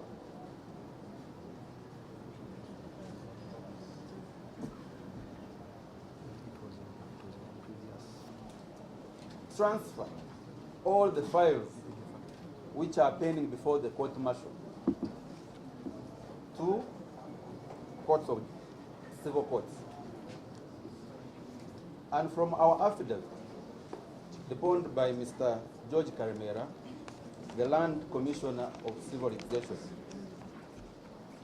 he has ably indicated to you steps taken from 31st of January, when the judgment of Supreme Court was granted. I will not go through all the steps taken, but I can only take a brief that on 31st January, the Supreme Court indeed gave that judgment. Most importantly, the court ordered that all charges or ongoing criminal trials or pending trials before the court martial involving civilians must cease and be transferred to the ordinary courts of law with competent jurisdiction. To fulfill and implement the orders of court, on 3rd February, government commenced the implementation. We wrote to the Chief Justice, the Land Attorney General wrote to the Chief Justice requesting for a liaison contact on how transfer of files can be managed. On 4th February, the Chief Justice appointed the Principal Judge as the liaison contact and instructed him that all matters should be handled by himself. So, if I now sit here trying to listen to these stories, I will have superimposed myself on the role of the principal judge. I'm coming to that, my lord. However, I didn't want it to push it into your mouth. No, you can. But since you have already said it, my lord, I take it, and that is the position of the respondent. And on 6th February, my lord, the Attorney General forwarded the Chief Justice's instructions to Minister of Defense and the Office of DPP. And on 13th February, That's when we received a decree from the Land Council for the Africans in the case of the respondent, in the case of Attorney General versus Kabaziguruka. And on 17th, the same was signed by both parties. My Lord, Article 28 refers to fair hearing and a speedy trial. Speedy trial and fair hearing is not one-sided. It is both parties. In this case, the applicants and the state. The state has taken action to implement the orders of court. The orders of court are clear to transfer the files. And it's not in contention that indeed the applicants had been charged at court martial and they had been remanded and there was a warrant for their remand. If the Supreme Court wanted to cancel the remand warrant, it wouldn't have taken a paragraph after almost 200 pages to mention so. It only said transfer the file to ordinary courts. And that's what the state is doing. It would be contempt of court, Of this court. the Supreme Court, for this court to order otherwise.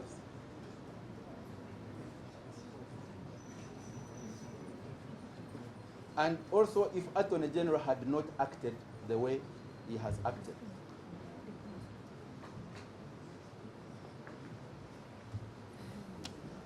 The fact that the Supreme Court ordered transfer and did not nullify or order release all the accused in the court martial. And for your information, my Lord, it's not the applicants alone who were before the court martial. There are many. The fact that there is no order on court record. I have had my land senior colleague, Honorable Segona, trying to explain what is not in the judgment of the Supreme Court. I don't know whether we have different copies of the same judgment, but there is nowhere where the Chief Justice said otherwise, apart from transfer. And if he wanted so, he would have mentioned it. The fact that the Supreme Court did not say release, it was aware of what it was doing.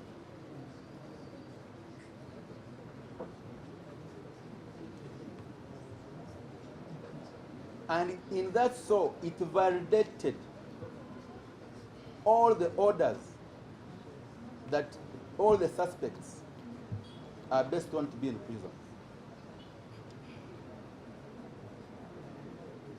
If it had deemed otherwise, a sentence of saying release, actually that word alone, release, would have been enough. But if there is any party that misconstrued the judgment of Supreme Court, the right forum is the Supreme Court.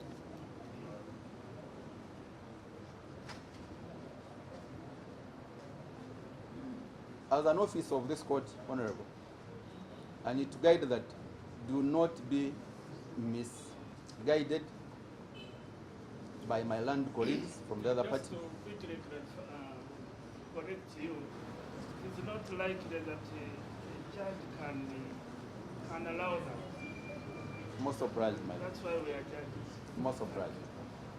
And I'm alive to the fact that you are a doctor-in-law. Okay, let's not go there. You would not be misled. So the aggrieved party in this circumstance, my Lord, for the misinterpretation of the Supreme Court decision, it would go back to the same court that issued the same order, what it meant by saying this. It is in the interest of the state and for the people of Uganda that justice is done on both fronts. The biggest issue. What the lawyers on the opposite side are saying, okay, fine, you are doing something. For how long must this wait take place? And you want to address that? Yes, my lord. I will not accuse the Supreme Court that it didn't give us a timeline. But however, from the reading of our evidence, the judgment was given on 31st January. Immediately, on Monday next week, which was 3rd, we acted, and the process is ongoing. We are not going, I cannot mention how many files are involved, but they are numerous. And the process of expediting the process is on course, and that's why the principal judge was allocated this responsibility. It would be premature and unlawful. If there is an allegation of slow speed on your part, it is because of the volume of work you have Absolutely. and not that you are Absolutely. deliberately. And it would be injustice, my lord, to say that slow speed. For example, this application was served on us last evening, around 9 p.m. There is an affidavit on record. I didn't sleep. My team did not sleep. The Attorney General did not sleep. I was on phone up to midnight to respond, to ensure that justice is served on both fronts. My lord, in conclusion on my part, this application is misconceived because the applicants are aware that they are in detention legally, and the state is not denying where they are. And at any time you want to look at him, you can even visit him, anyone can visit him. And if anyone can want him to be produced in court, can be produced in court. But ordering his release would be in contempt of the Supreme Court decision. I so submit my lord.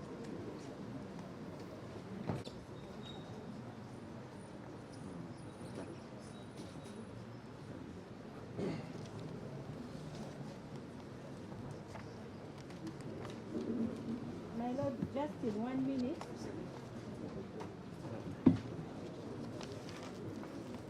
My lord, I would like to associate myself. Your names again? My name is Jackie Amsugut.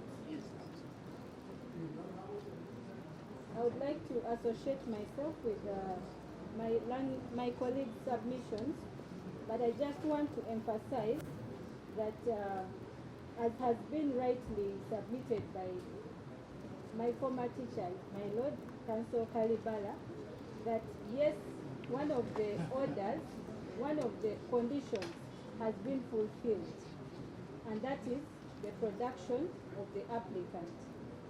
Now, the other issue would be the lawfulness, or whether or not he is in illegal or legal detention. My lord, I want to emphasize that we should not read into the judgment of the Supreme Court what it did not provide. This was a decision of the Supreme Court not sitting as an ordinary court, but as a constitutional court. And my lord, as the highest court of the land. Now, my lord, as officers of the court, we need to respect court orders. And for the applicants to come to this court and read into the court's decision that the warrants that were given by the court-martial have been invalidated is a very serious misconception, my lord.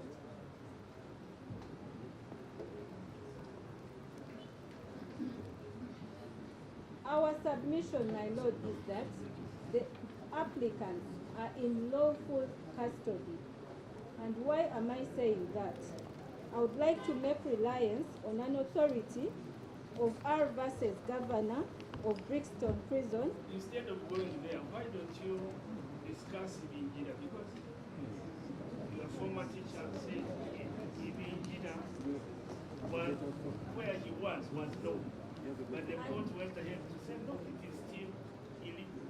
In fact, my Lord, I am trying to justify that we are holding him or holding the applicants in a lawful way, or we are having them in lawful custody, supporting what my teacher has said, that we should justify that we are holding him in lawful custody.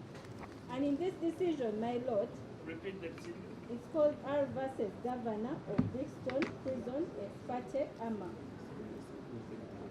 My Lord, the House of Lords was examining whether a detainee held under extradition proceedings could be released via habeas corpus, despite procedural irregularities.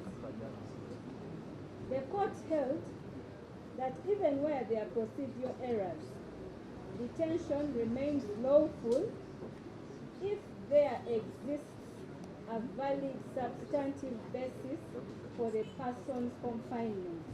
The emphasis, my Lord, is if there exists a valid substantive basis for the person's confinement.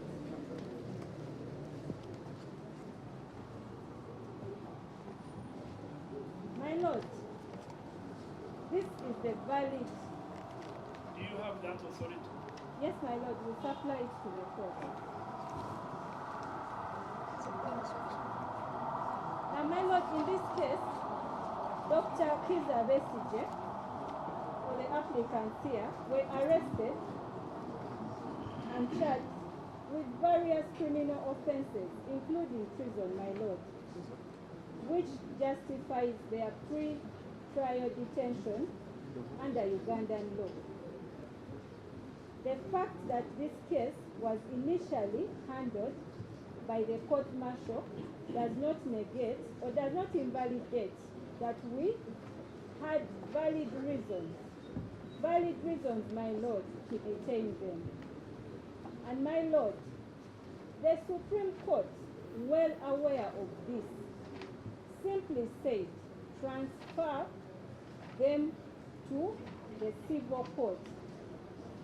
Our submission, my Lord, is any argument about a warrant being not valid can only be made after the process of transfer has been completed, and this will happen before the criminal court, which is going to handle his matter. My Lord, it is very misconceiving and misleading for this court handling a matter for habeas corpus to go into questioning the validity of the warrant, which is the basis for which the applicants are saying they are holding him illegally. My Lord, that is not the purpose for habeas corpus. We are praying, my Lord, that you be persuaded by this decision. And my Lord, we have highlighted the relevant facts, and you will notice that the court said, I can return it because you had it. the court actually said that you should not question, that the question then arises, what should be the proper approach by the court in determining any such inquiry it may make. Of course, the authority on which the Galoa holds the applicant is the authority of the court. The court-martial was a court at that time.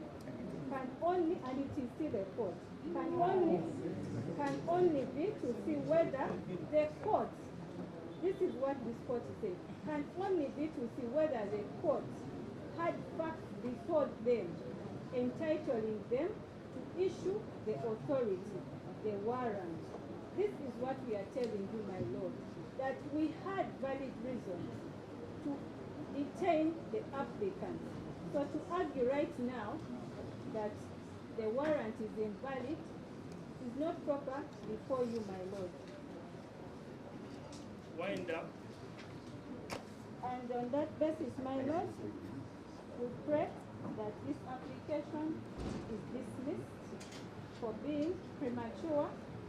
We have clearly stated to you through the affidavit of George Kalemera the processes that the Attorney General has taken in compliance with the orders of the Supreme Court, not outside the orders of the Supreme Court. My Lord, we pray that you are persuaded by our submissions and dismiss this application to process.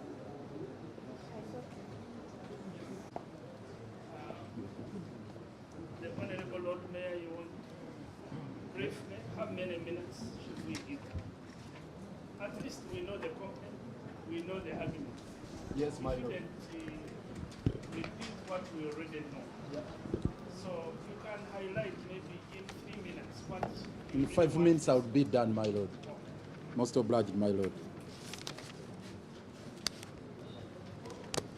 One, my lord, on the contention that the applicants are in lawful custody.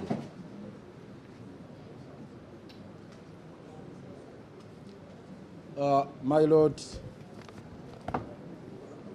we are really disturbed by the justification given by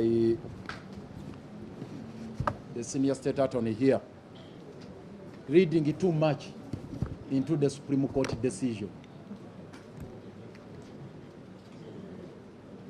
Is suggesting that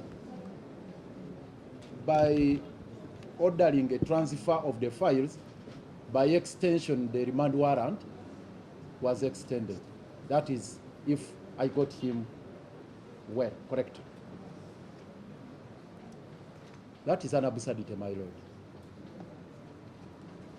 He reached a point of suggesting that if court held otherwise, it would amount to contempt of court. That if this honorable court held otherwise, that it would amount to contempt of court. We take exception to that, my lord, on the following grounds. One, my lord, the Supreme Court was categorical in its directions.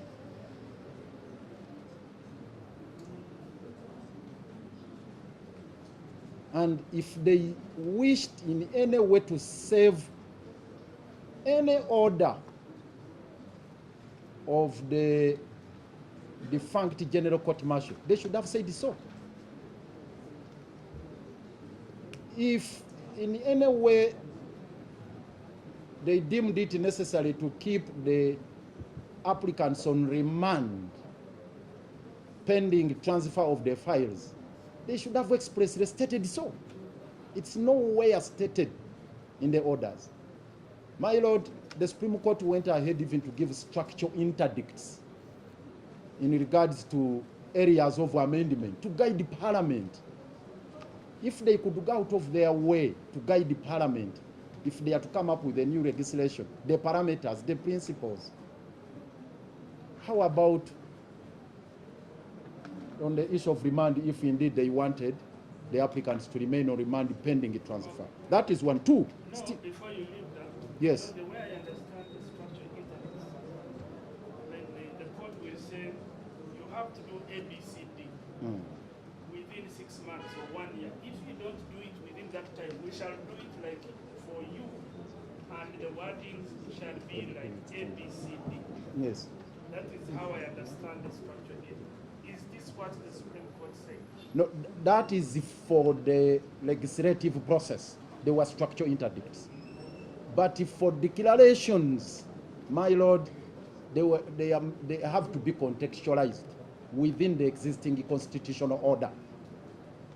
Now, for the transfer of charges and the files, they have to be put within the context of Article 24, rather Article 23 of the Constitution. And I will read it. Article 23, I'm being bombarded. Sorry. Article 23, 4B. the 48-hour rule.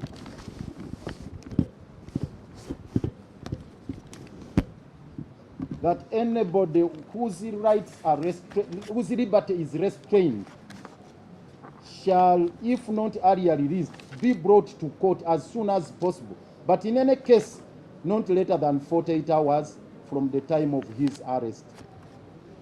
My Lord, the Supreme Court decision should be read in that context. That actually the Supreme Court did not purport to overthrow the Constitution. They couldn't do so.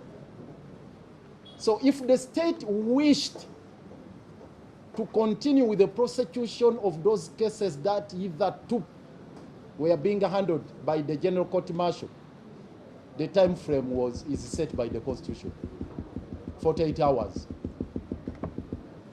And in lawful custody, I don't want to give them the advisory, but if I were to go there, what I would do immediately, you would get them from prison within the 48 hours, take them to police, in police custody, because you'll then be breaching section 37 of the Prisons Act to keep them on remand without a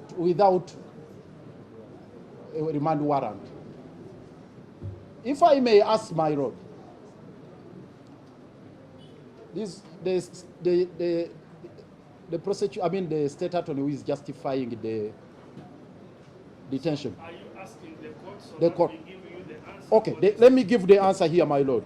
No, it is okay. You can ask and we frame it as a question. Okay, let me frame it as a question, my Lord. Are the applicants right now on remand? Are they on remand? Pending what charges? If they are in custody, pending fresh charges being preferred against them. You have asked two questions in one. The first Yes. question is, are the applicants on remand right now? Right now. If so, If so, what charges are they facing? Exactly. So you continue, so that yes, what charges are they facing if they are on remand?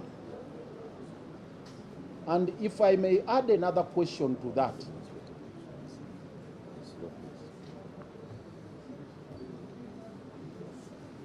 If indeed they are awaiting transfer of their cases or charges for that matter, in the affidavit here they are indicating those charges, those matters are being handled by the DPP. And my land colleagues here have cited Article 120 of the Constitution, which bars the DPP from sanctioning files before the General Court Martial. Has the DPP got anything to do with those charges, which were hitherto being handled by the General Court Martial, in the context of Article 120? Even if they were to be transferred, has the DPP got anything? And finally, still on that question, my Lord, when you read the affidavit of Karemera, the Attorney General is simply saying that he wrote a letter to the DPP and the Ministry of Defense. He is not indicating any action taken. okay, the question would be, is the Attorney General's letter, Yes. the DPP, indicating of any actions taken? Or does that letter indicate any actions taken? I No. want to record your question, because I have to answer it. Most obliged, my Lord. Does it in any way address that? And in any case, my Lord, in section 10, the Attorney General Karemera says the Attorney General's chambers forwarded the Chief Justice letter to Ministry of Defense and the DPP advising that the files be forwarded to the principal judge. The Attorney General simply states that they acted as a conveyor belt. They received the letter from the principal judge, forwarded it Can to. you frame the question on the conveyor belt? Because I have to answer you. I wanted to advance an argument in this, because this is my construction of my understanding of this. Okay, the question would then be, was the Honorable Correct. To do A, B, C, D. No, no, no, no. Conveyor belt. My lord. Okay, sir.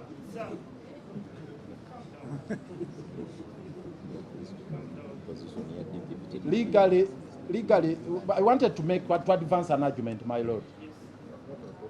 Yes, because within the meaning of Article 120, the office of the DPP is independent of the Attorney General. Yes? Article 120, clause 6. Is it the letter to the DPP? Evidence of illegal interference in the independence of the DPP. In the independence of the DPP. Is that what you want? No, not asking, actually, it's the argument I'm advancing. And I want to conclude it by indicating to you, there is nothing on record that shows that the DPP has taken any action. There is nothing. There is no record whatsoever that the DPP has taken any action under Article 120 in their evidence. That is one. Two, yes. Supposing the DPP charges the applicants today. No, my lord, the DPP had 48 hours within which to do that. That was then. Yes. Supposing the DPP says, okay, now I want to do it and charges any of these people. Would your arguments change? My lord, the application for habeas corpus is now being heard and there is no charge by the DPP. And this is our contention. No, but it's a supposition. Supposing the DPP charges your client, would your application... With all due respect, my lord, I wouldn't want to venture into a matter which is in abstract, my lord. Most obliged, my lord. Related to that, on record here, regarding any action being taken by the Ministry of Defense, in response to paragraph 10, that the conveyor belt, that is the Attorney General, after relaying the communication from the Chief Justice. Honorable Lord Mayor, why do you describe the office as a conveyor belt? Conveyor belt is in a factory, so why are you using that? It's metaphorical, my lord. Explain it in simpler terms. Most obliged. Because the Attorney General's chamber has forwarded the Chief Justice's letter to the Ministry of Defense and the DPP as a courier. Now, not a conveyor belt. They acted as a courier. Okay. Yes. Before they become a courier, we can use better words. They transmitted this information. Get it better. Okay, let me say, they relayed. You know, I told you my teacher is here. And he used markers even for the English language. Most obliged, my lord.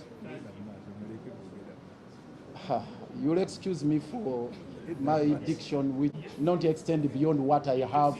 Courier, conveyor belt, and you can use your colorful language, then simplify. most obliged, my lord. So, my lord, after relaying this message, this communication, transmitting it, actually they just transmitted the communication from the Chief Justice. After the transmission of that document, no evidence is shown that action was taken by the Ministry of Defense. And they have the luxury of telling this honorable court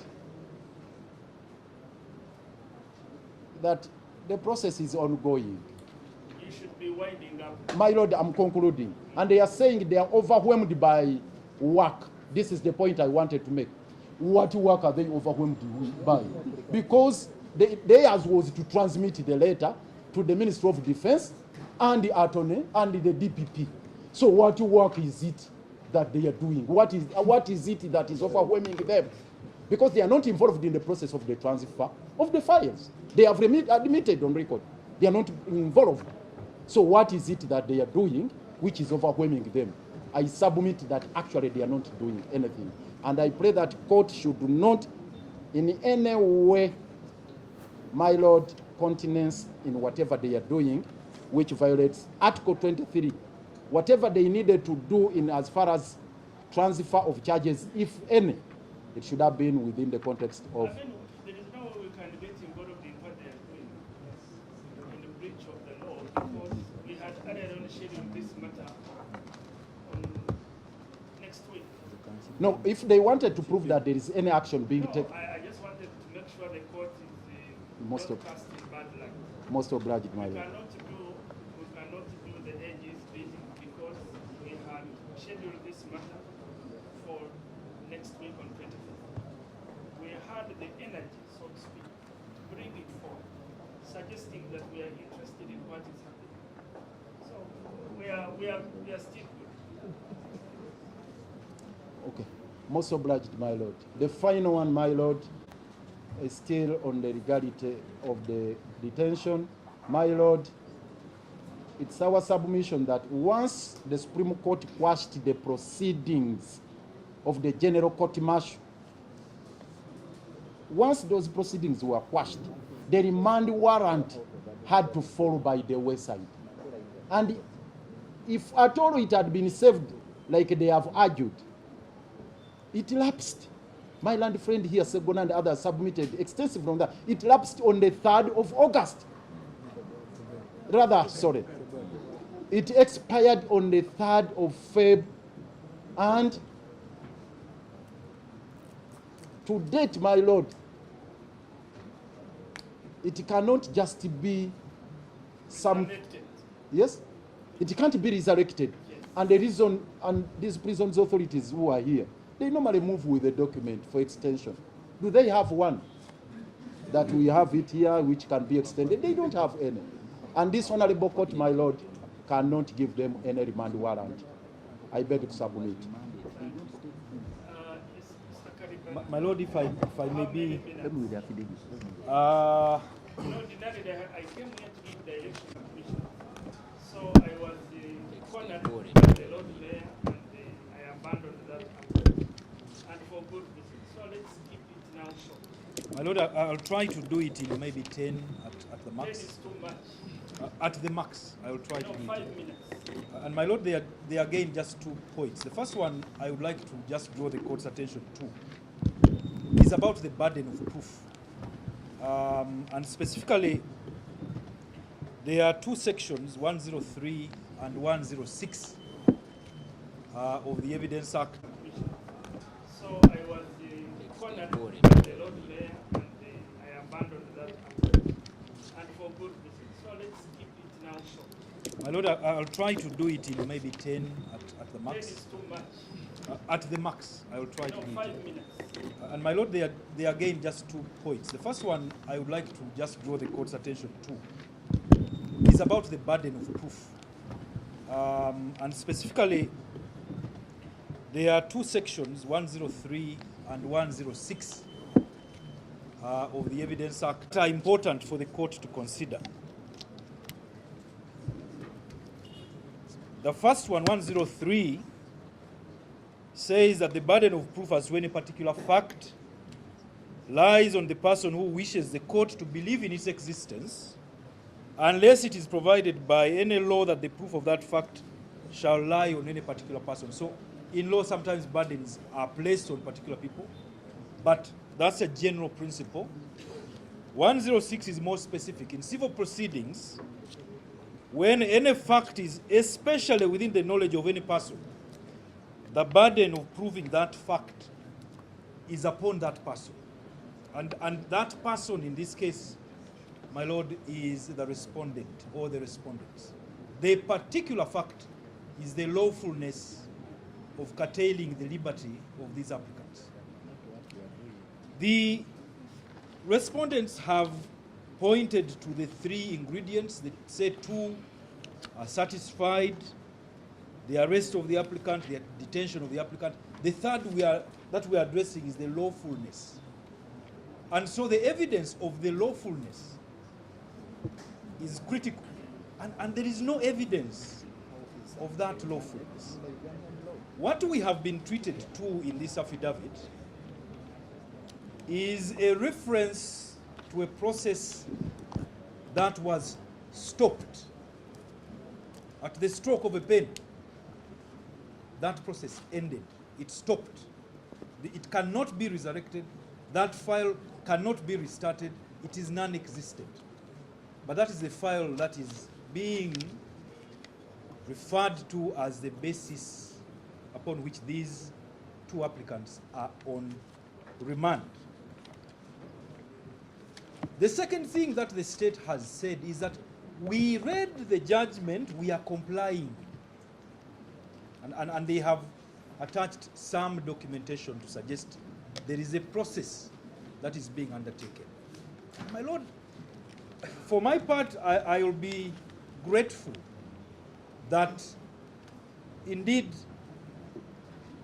they are saying something is being done.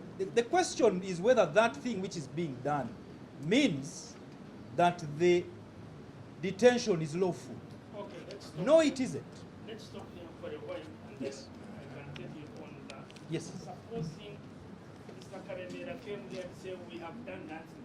Yes. Would your argument be the same? My Lord, to me, the argument is exactly the same. The compliance, the issue we are dealing with of personal liberty, cannot be justified by administrative processes which have no time limit, which we do not know the details of.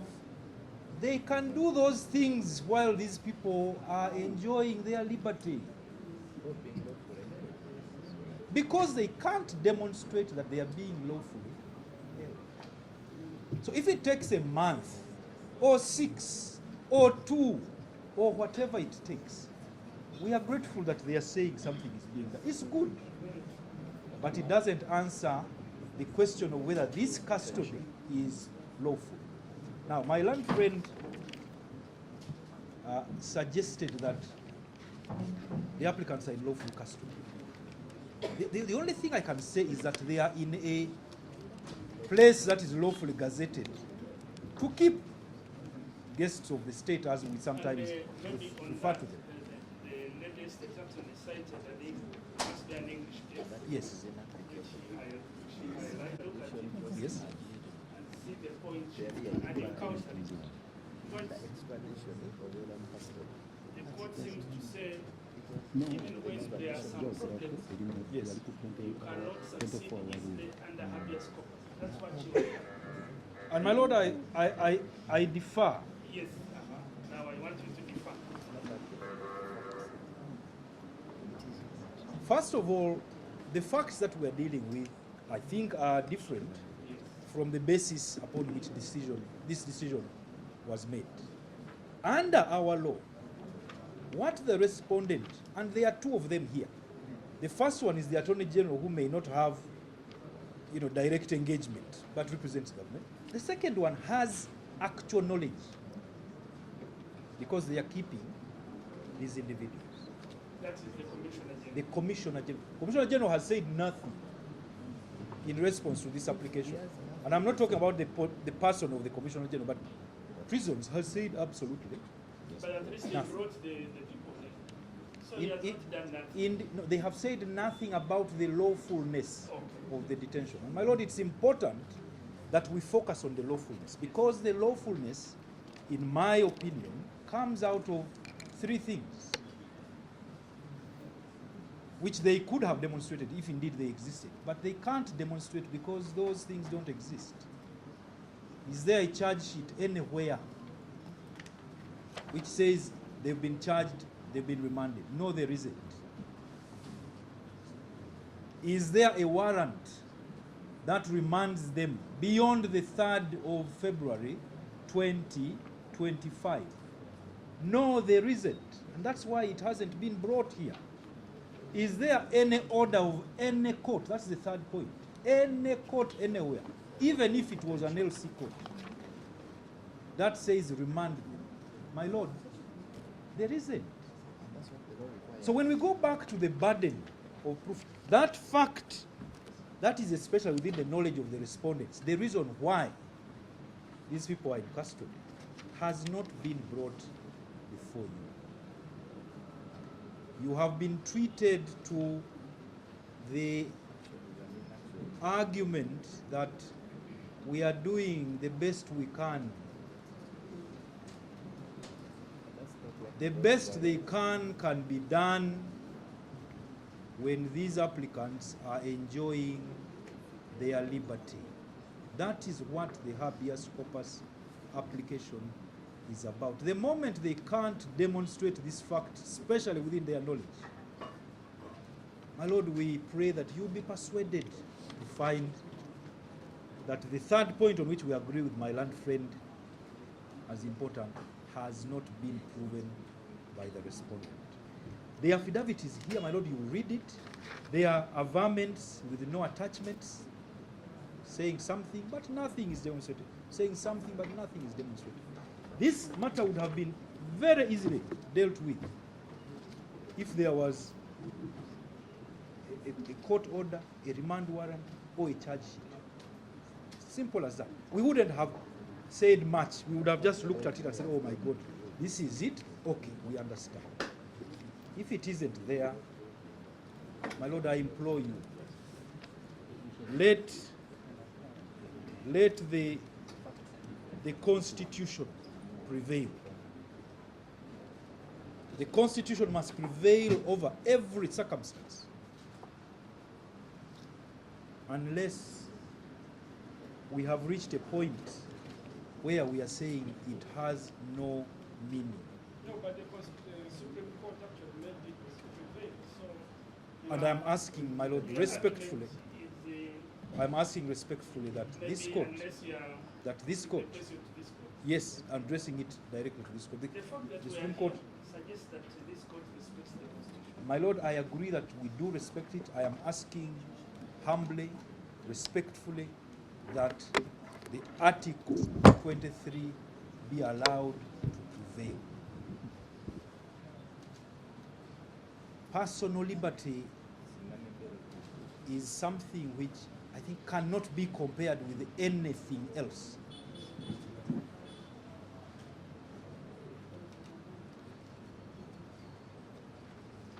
Being incarcerated for lawful reason is terrifying enough. Being incarcerated for no reason at all has no place at all under this Constitution, unless we are applying a different one, and we are not. So, my Lord, I rest by respectfully urging the court to find our submissions in support of this application convincing, satisfying, persuading enough for you to grant the order. That order, as my Lord, can be granted extempore. Circumstances do sometimes dictate that. But that, my Lord, we will leave. That we will leave to the court to determine. I thank you, my Lord. How many minutes?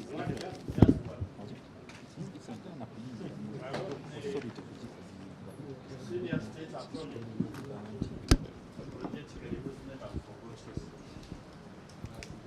Lutale did submit about the decree which was sent to them on 17th of February, suggesting that they got it late. That one is very surprising because the applicants were not party to the Supreme Court decision. And we are not here to enforce the Supreme Court decision. We are here, my Lord, to enforce the Constitution, which guarantees liberty, whose restriction has not been justified. I think the only problem with the respondents is reading the Supreme Court decision in isolation of the Constitution, but also reading it mechanically.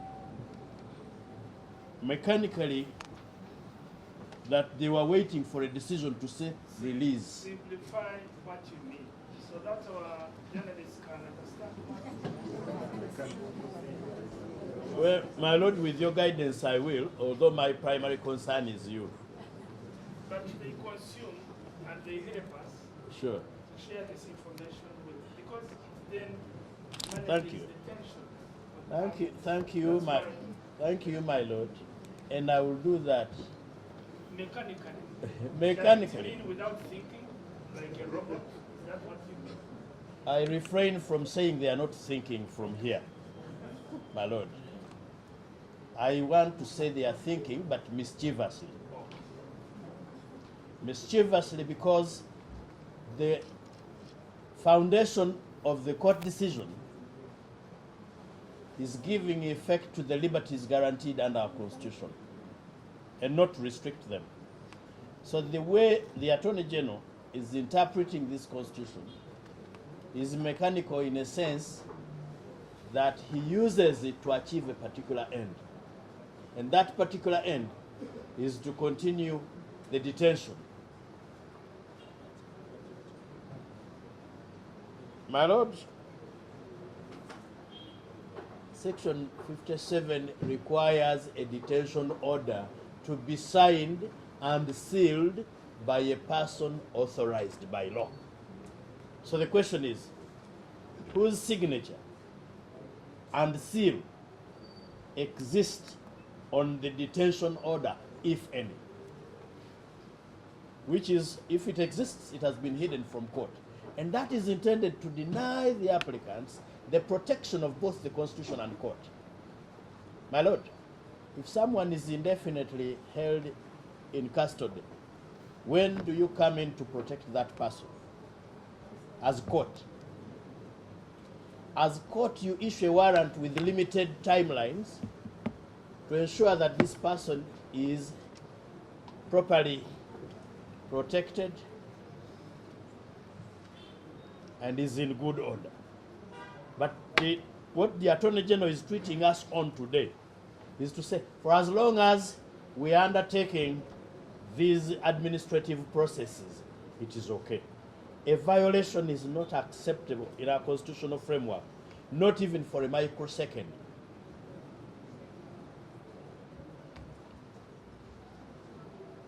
My Lord, by the way, we are not even bothered about how long it takes the DPP, if she intervenes, or even the transfer process. We don't care. The DPP might even decide not to touch this file and say that file is a nullity ab initio. I will not touch it. In that case, do you keep the applicants in prison forever? My answer is that this sound and trusted court would not say yes. My Lord, the last one, or two. My land friend, Miss Amusugut, did say that by necessary implication, the Supreme Court validated, actually she used the word validated, the pre-existing warrants. No. The Supreme Court said the trial is a nullity.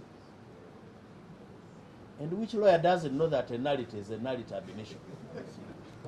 The Supreme Court knows, like you and I know, that a nullity is a nullity.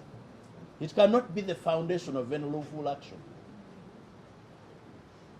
And therefore, no amount of validation can resuscitate that dead man and his actions. With respect to the case she cited of R versus Governor of Rixton, prison ex parte armor.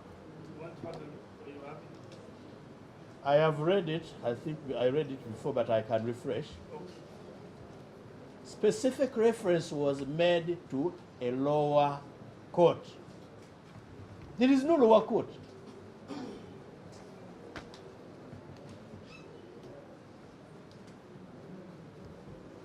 Because at the time it was done, it was valid. This case is distinguishable. It has never been valid.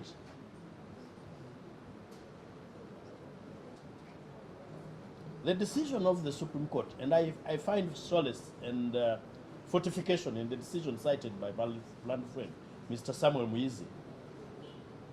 If it is a nullity, nothing can be founded on that action.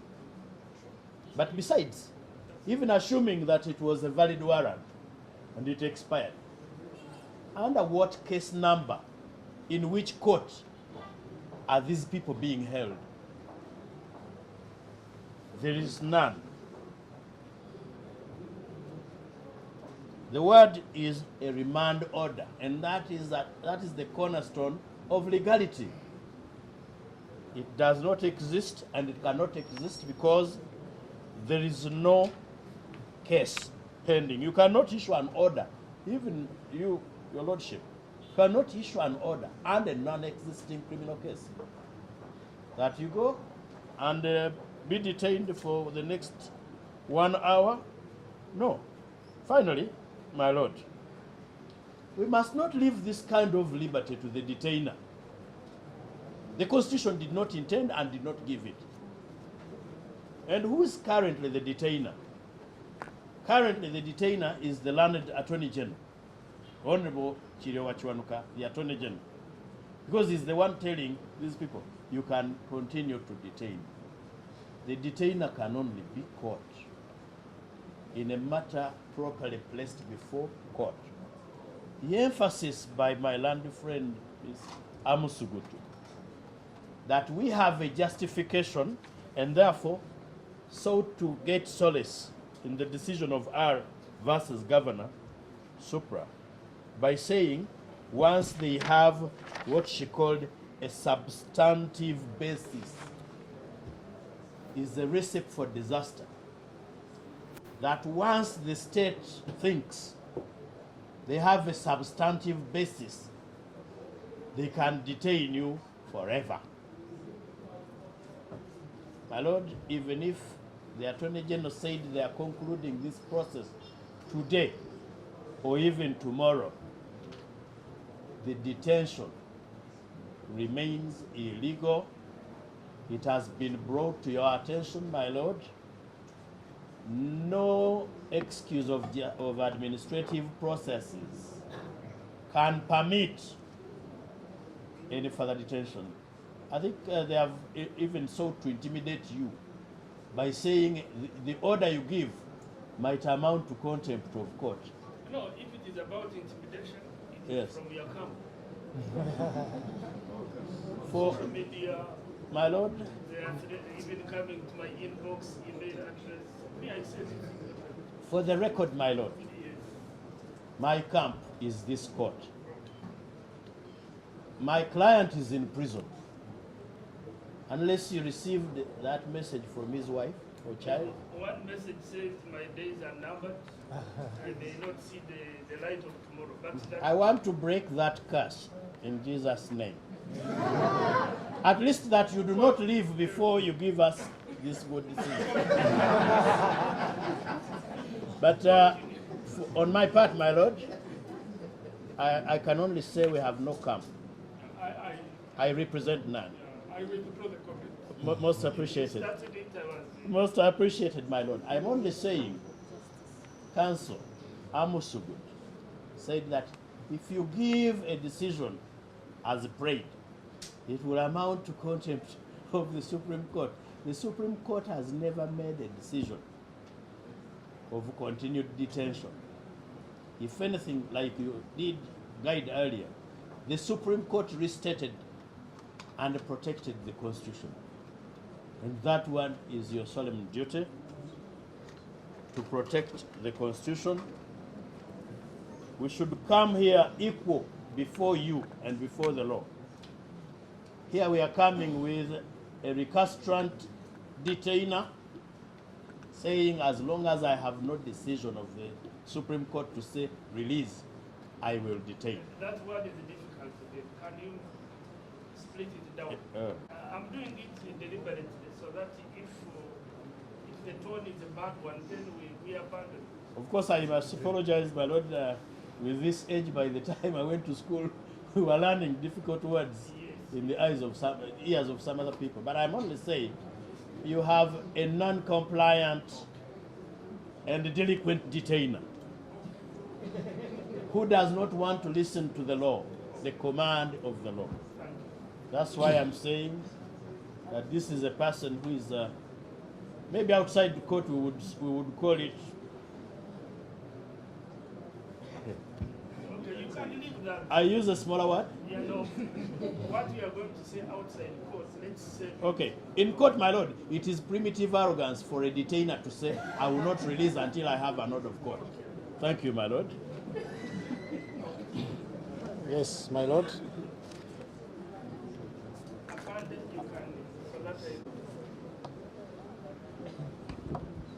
My lord, 1 minute will be enough.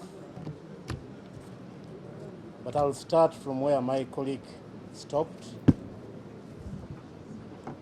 We've dwelt so much on the administrative issues of the delinquent detainer.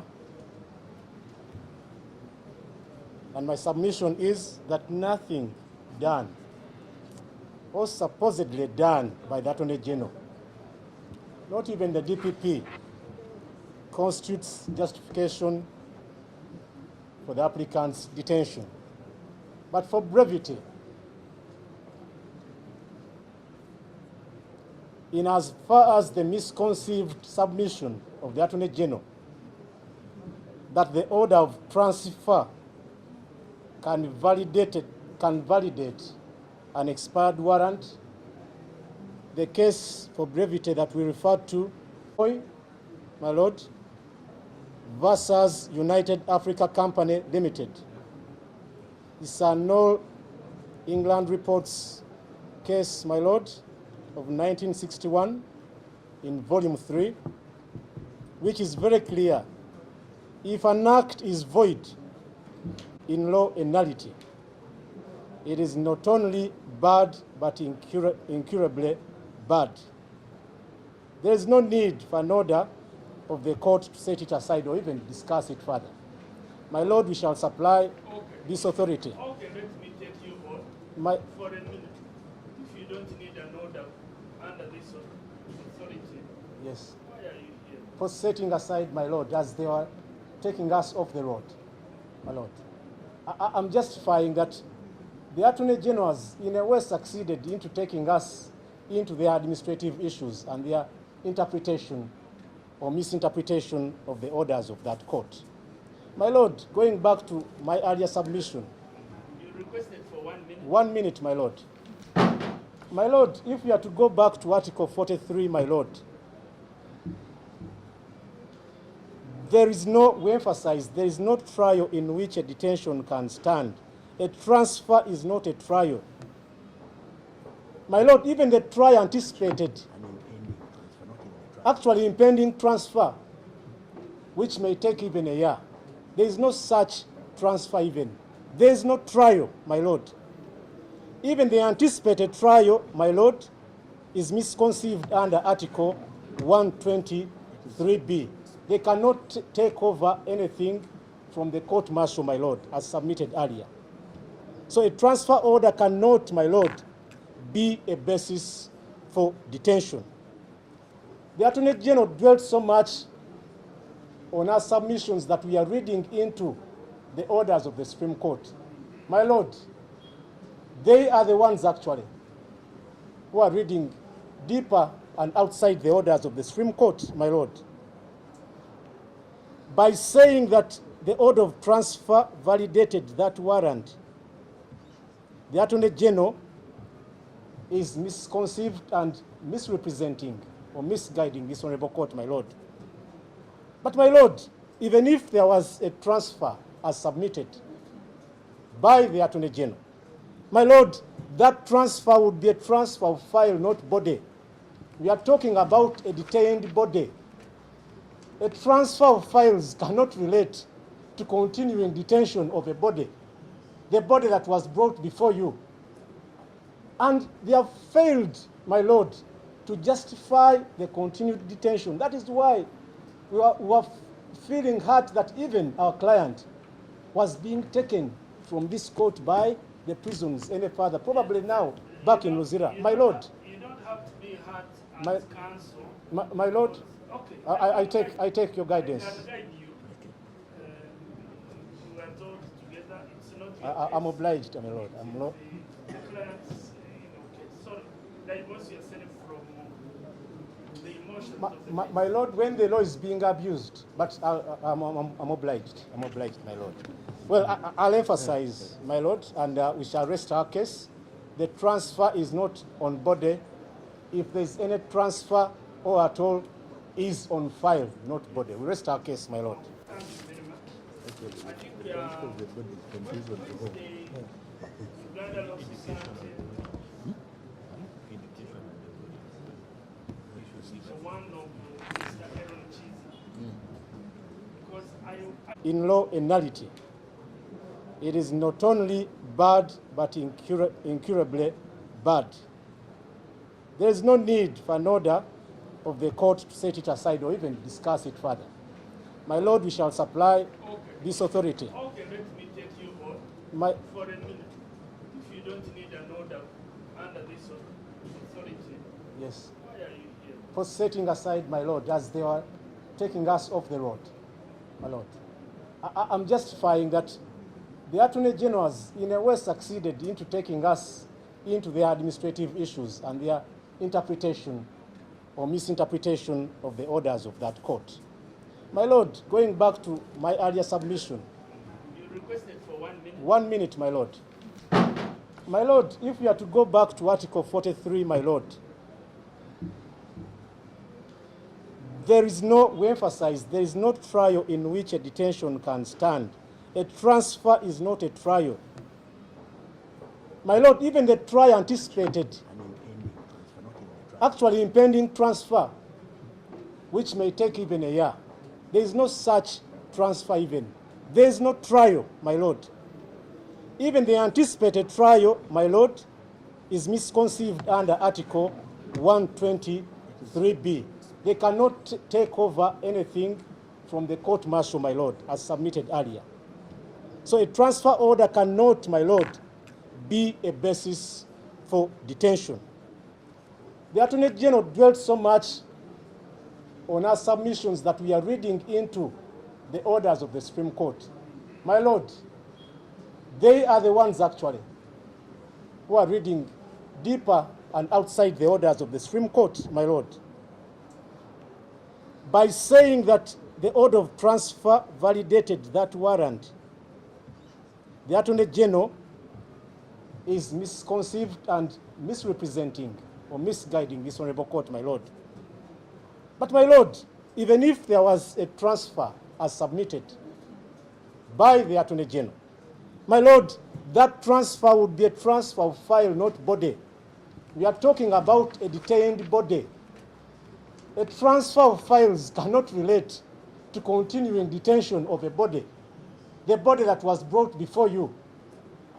And they have failed, my Lord, to justify the continued detention. That is why we are feeling hurt that even our client was being taken from this court by the prisons any further, probably now back in Luzira. My Lord. You don't have to be hurt as counsel. My Lord, okay. I take your guidance. I can guide you. We are told together. It's not your I'm obliged, my Lord. I'm not. The clients, sorry, divorce yourself from the emotions of the my Lord, when the law is being abused, but I'm obliged. I'm obliged, my Lord. Well, I'll emphasize, my Lord, and we shall rest our case. The transfer is not on body. If there's any transfer or at all, is on file, not body. We rest our case, my Lord. Thank you very much. I think we are the Uganda Law Society. The one of Mr. Aaron Kizza. Because These two. I was dealing with the issue of consolidation. certain lawyer. He's not here, my Lord. No, he's there. He's looking at me. Why is he hiding? He's the one who has been bothering us. So let him start with the bother. Mr. Warubidi can guide us later. But let's see. Because now Mr. Warubidi may intimidate me. No, my Lord. For my student. So let's additional. You are still on the children. In reference to what you are guiding, my Lord, as Attorney General, we received the application today when we are walking out, actually when we are driving out.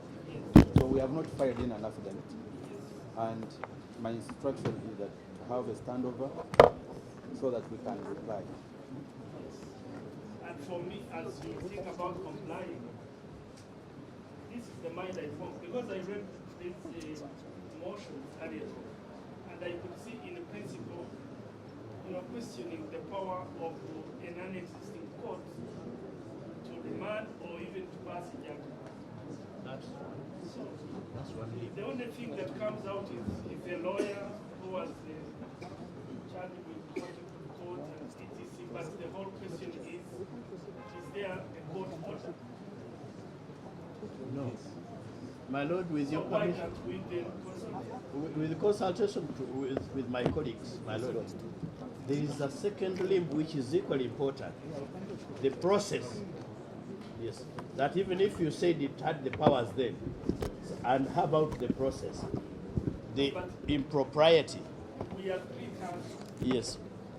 like the colleague argued, Yes, ma'am. something is illegal. Do you need a court to tell you that it was? Yes, We need to check whether the procedure was okay. Yes, my Lord. No, but it is already No, my Lord. No. Supposing I want to mitigate. Okay, on that one, Yes. I'm going to ask for, let me give directions on that.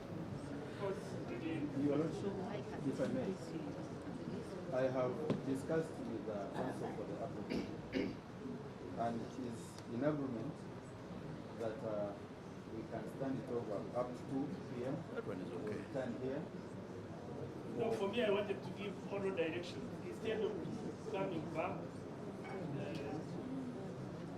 I am camera shy, as you have realized. I'm not. So I just wanted to give direction that Hajji should reply to the motion by 2. Application. Every other person should file their submission by tomorrow. In the meantime, I'm done with no. Yes. June, yeah, young counsel. Yes, my lord. So that way you will save me the intimidation from my former teacher, Mr. Wadi. And I'm saying this most sincerely. Most sincerely. And in the meantime, My lord, I have not understood the direction. I know, yeah, the direction is you have not, Eddie has not replied. You have been served before. Yes, but we are giving them up to 2 to reply. Okay, up to 5 p.m. interim. By 9, you can rejoin to their reply. Then all of you should file your arguments tomorrow. Now for me, I've given you a hint, a rough decision that I'm likely to consolidate. If I choose to consolidate, I will give reason. My lord, beg if I may, No, I'm not. just to make sure that the court does not make a mistake. And the matters involved in Mr. Elon Kizza are quite different. I am aware the decision to consolidate, because I cannot consolidate something which is not, which cannot be put together. I'm very careful. But I know in order to manage even the settlement around this case, it is good wise. Okay. Which is a resident, take handle around it. I want to come in with something. You will exhaust Yeah. the court for now. I think, my Lord, we have a win-win with your guidance, for which I'm grateful.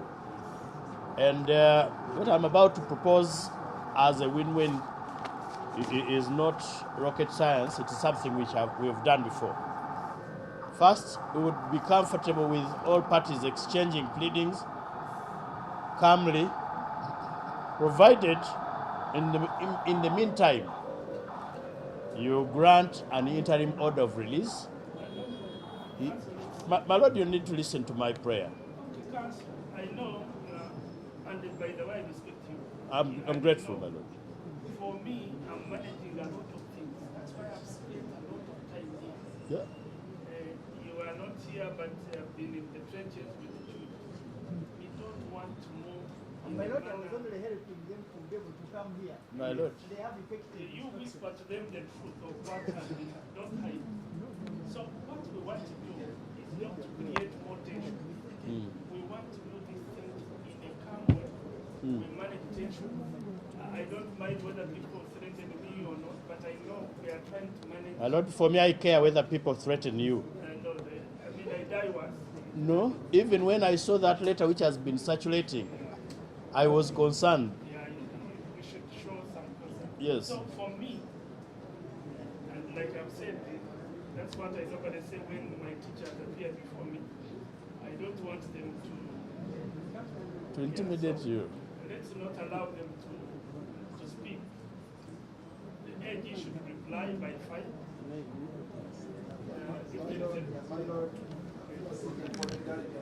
Let me finish. When you finish. Before the directions are done, if are draft directions, we shall amend. Just on the procedure matter, my lord. My lord, if I may. This 7 is late. I beg Also, black.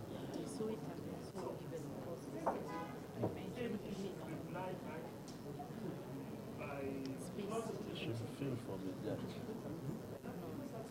You cannot take the hit.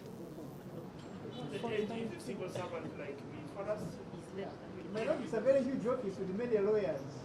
They have enough. so by tomorrow 9, you can rejoin. Now, My lord, can I suggest that they file and serve us by close of business today? Yes. Your Lordship, if I may clarify, I've just been informed by Mr. my land colleague, that my friend and brother, Kizza, has 4 applications. We are going all of them.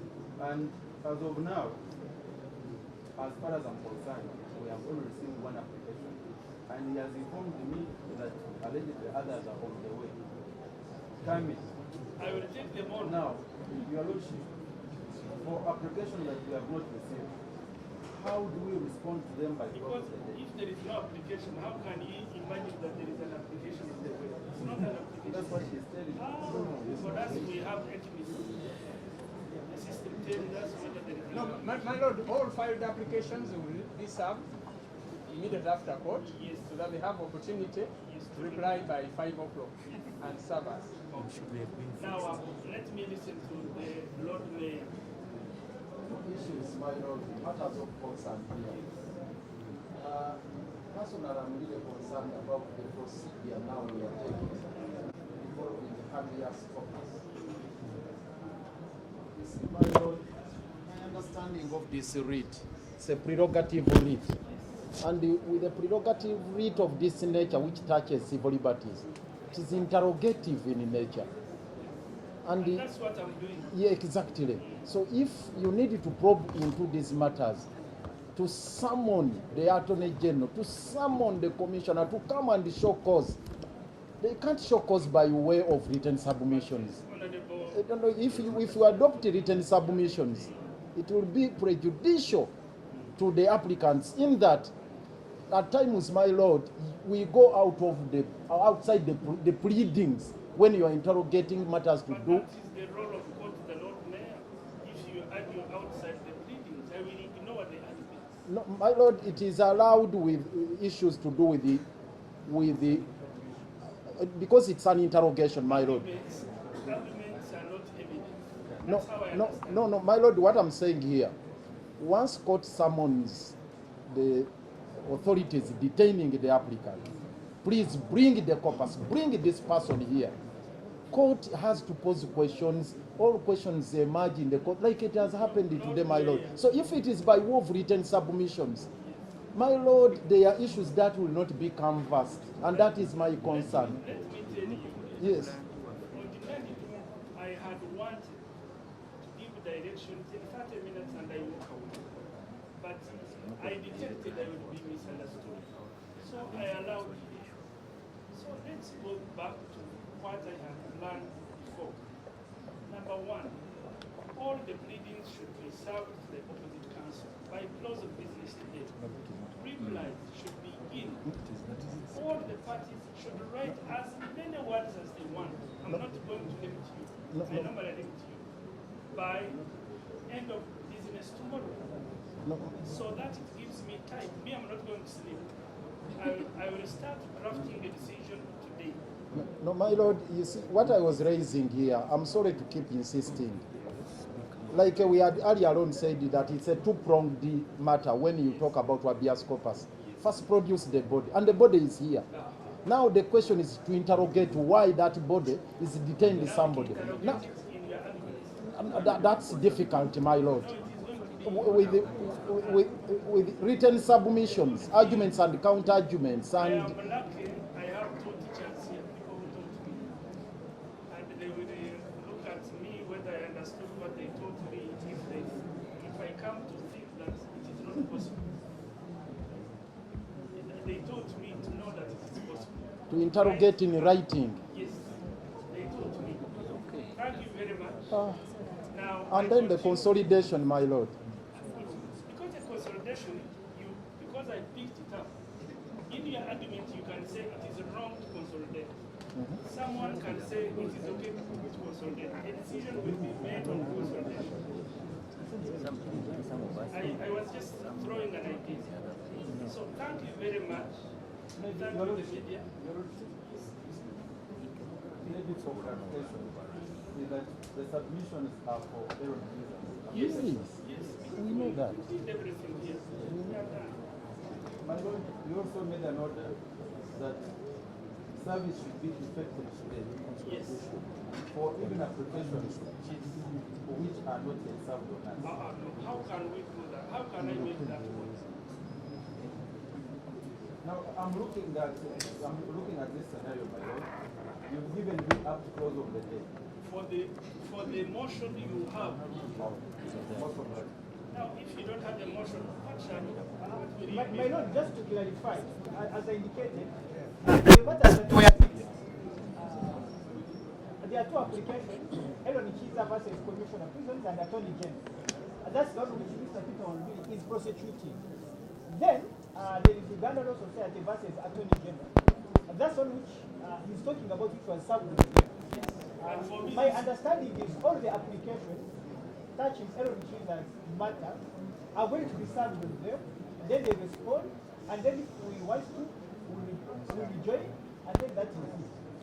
The pressure you should put on the judge is that we finished all the pleadings and arguments. Where is our decision? Me, I'm not going to see it tonight. That's what I'm telling you. So thank you very much, member. This question is also social media. Scale down the tension. I'm appealing. My lord, something important. Such an application needs The ruling. No. I will communicate. We have 8 weeks. On 8 weeks, send the notes for me. I will respond. But now, how am I going to give a date of the ruling? When pleadings Now, but look. I know one of the applications they have here to be somebody examining. No. Unless you want me to report you to your colleague, we have been in this thing together. But my lord, in this matter where the submissions, for yours, yes. I am going to draft. When a ruling is ready, you will see it on the lawyers for us. Our concern was that, my lord, when should we expect it? You know, Now, we shouldn't tomorrow. Write to me a letter, posted on ethics, requesting for the ruling date. You know why I'm avoiding to give you a specific date? Yes. The possibility that I might actually consolidate. And it's not going to take us a lot of time. I guarantee you. So on that one, I have called you. So let's keep it calm.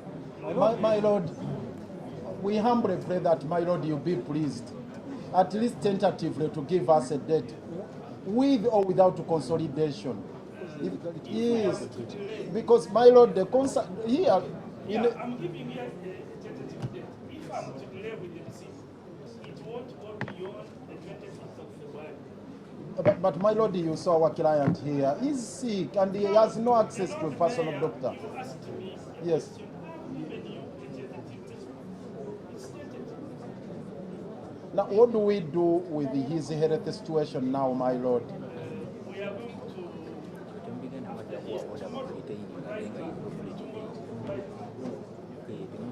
tomorrow, I guarantee you, you're right. Because if he could be transferred now to a health facility that can manage him properly. Honorable Lord Mayor, Yes.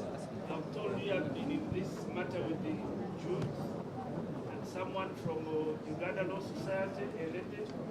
I think they have chosen not to disclose what we've been doing. They are hiding information. But if Jude continues to hide, we shall also disclose secrets. But it is all in good faith. It is all in good faith. So, 25th. thank you very much. 25th. So 25th.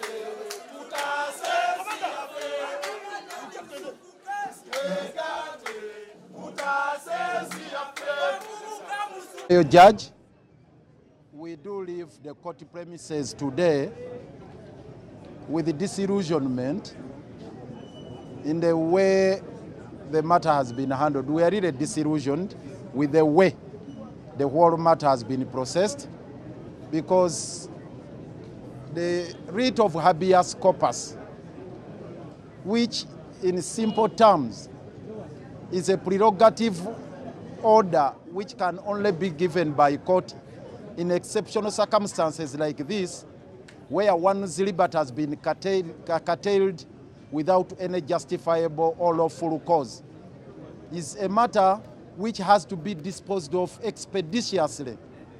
And when you look at the provisions of Article 23, read together with Article 44, this right to a habeas corpus is non-derogable.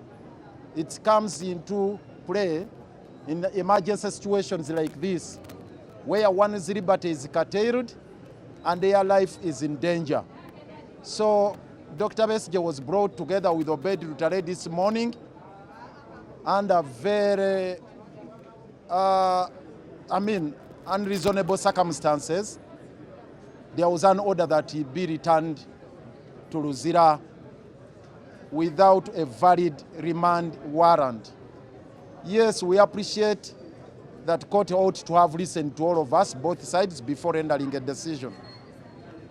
But we made a good case for quick interventions, and we thought court would come up with the declaratory orders today about the legality of doctor's incarceration or the curtailment of his liberty. Unfortunately, it has not happened. Yes, we have made our submissions.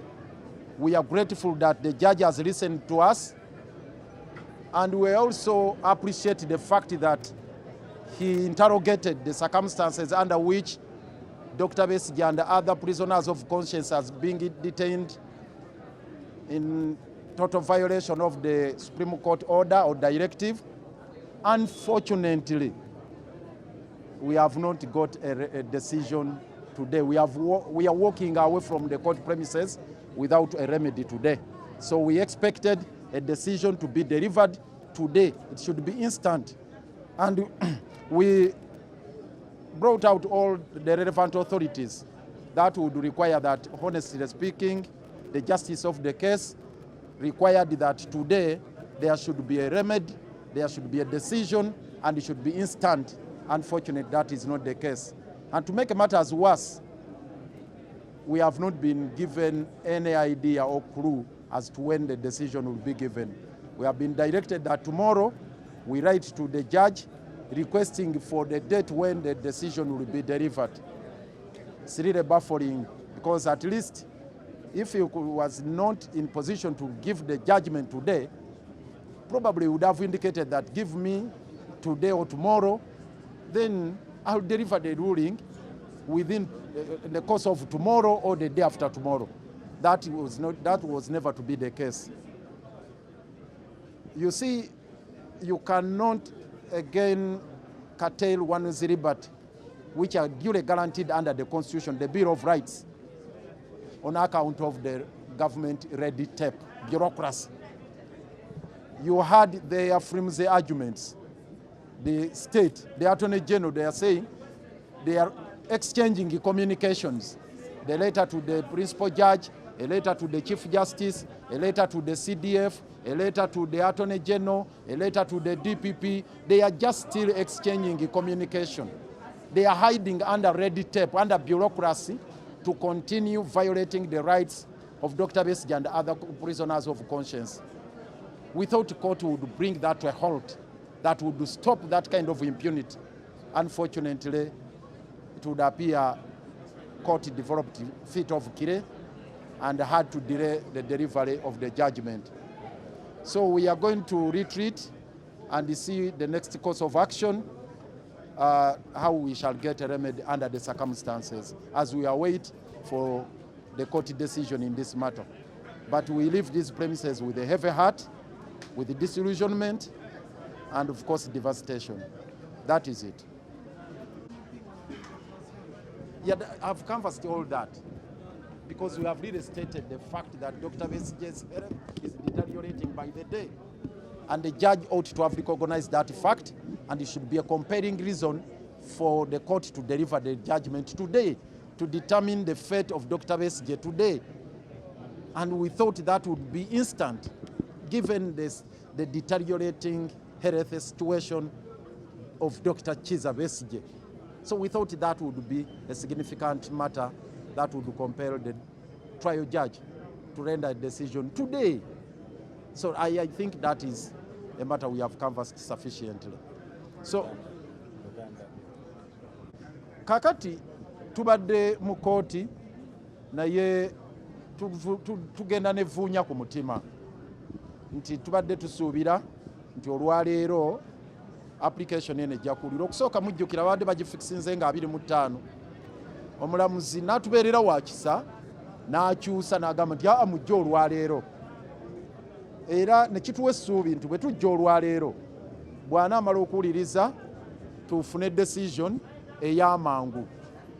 Kitwenyamizza, kituleetedde evvuunya mu mutima, yadde omulamuzi tumuwa ekitiibwa era tusuubira nti kale agenda kukola omulimu gwe asalewo, naye ayinza okusalawo ng'embeera ndala. Mulabye obulamu Dr. Besigye bwalimu, n'omulamuzi yennyini abulabye, n'okutuusa kati tannafuna mbeera efuna bujjanjabi bumala obutuufu okuva mu badokita yebe yeekyuzingidde, ate n'okuva mu ddwaliro erina obusobozi okukola ku bulamu bwe.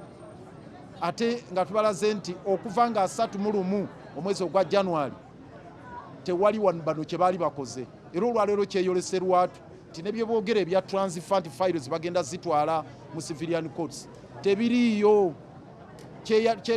Kyeraze lwatu kubanga mu affidavit ereeteddwa state attorney bwe bujulizi bwabwe balaga amabaluwa ge beewandiikira nti attorney general yawandiikira chief justice, chief justice n'awandiikira principal judge, ti principal judge n'awandiika ebbaluwa ng'eddamu ya attorney general, bw attorney general bwe yagifuna n'agiwa CDF n'attorney general era endala n'agiwa DPP nga bagamba nti kale mukole ku process ey'okutransfaringa files.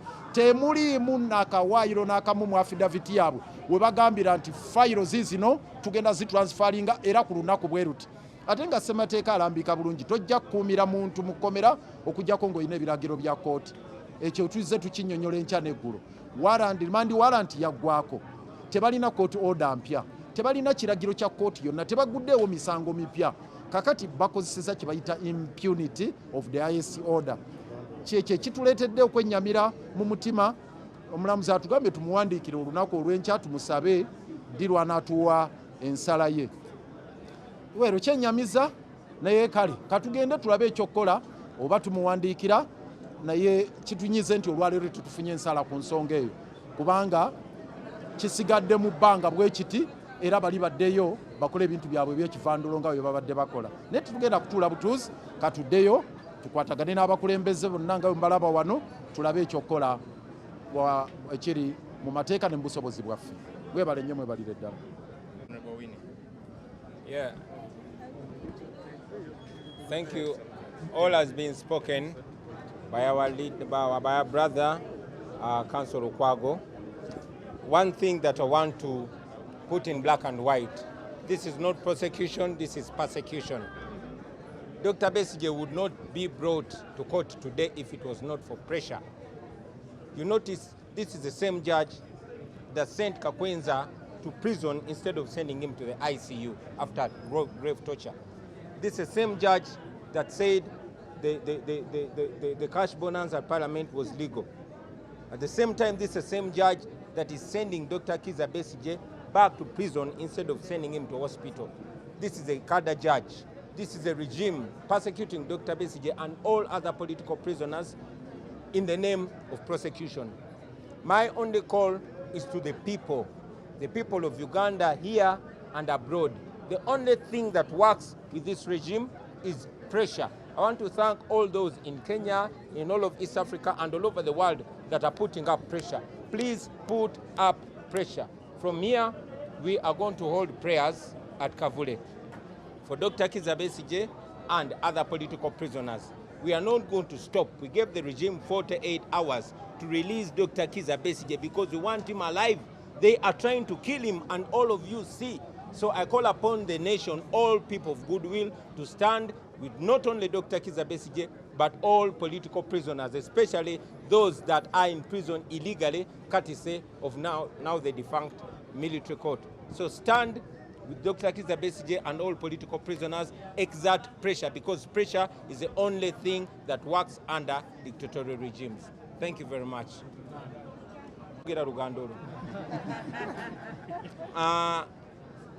Ebisinga kansolo kwaga byogedde ze kyenjagala okwogera mu bulambulukufu nti kuno si kwozesa wabula kutulugunya.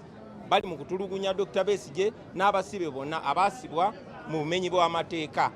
Singa teyabadde pressure wano mu Uganda n'okwetolola eggwanga n'okwetolola Africa, Dr. Besigye teyandize mu kooti olwaleero kuba tebamwagala nga mulamu. Ensonga lwaki bamutadde mukomera mu mbeera gy'alimu. Njagala mujjukire nti omulamuzi oyo y'omusingiza yasindika Kakwenza Lukirabasajja mukomera mu kifo ky'omusindika mu ICU ng'ali bubi nnyo. Ye mulamuzi y'omu eyagamba nti enguzi y'omu parliament yali mu mateeka. Service award nti yali mu mateeka. That's the same judge that said the service award was legal. Kati ye mulamuzi y'omu yasindise Dr. Besigye mukomera mu kifo ky'omusindika mu ddwaliro. So kuno si kwozesa Dr. Besigye oba abasiba abalala wabula kubatulugunya. Nkibagambyeko nti teyandize olwaleero singa teyabadde pressure gye mwataddewo. N'olw'ensonga eyo nze njagala obbasaba mwenna gye muli mutekewo pressure, tubebaza mwenna abeekalakasiza okwetoola East Africa ne wano mu Uganda. Temulekera okuba bano bawulira pressure yokka, abatulugunya bawulira pressure. Okuva wano naffe n'abakulembeze abalala tugenda kuba n'okusaba ku kavule nga tusabira Dr. Besigye n'abasibe bonna abali mukomera mu bumenyi bw'amateeka. Ne nammwe tubasaba buli omu waali mu ngeri yonna gy'asobola atekewo pressure ku social media, ku street n'awalala wonna kubanga bano bawulira pressure. Mwebale nnyo, mwebalire ddala. Honorable Winnie.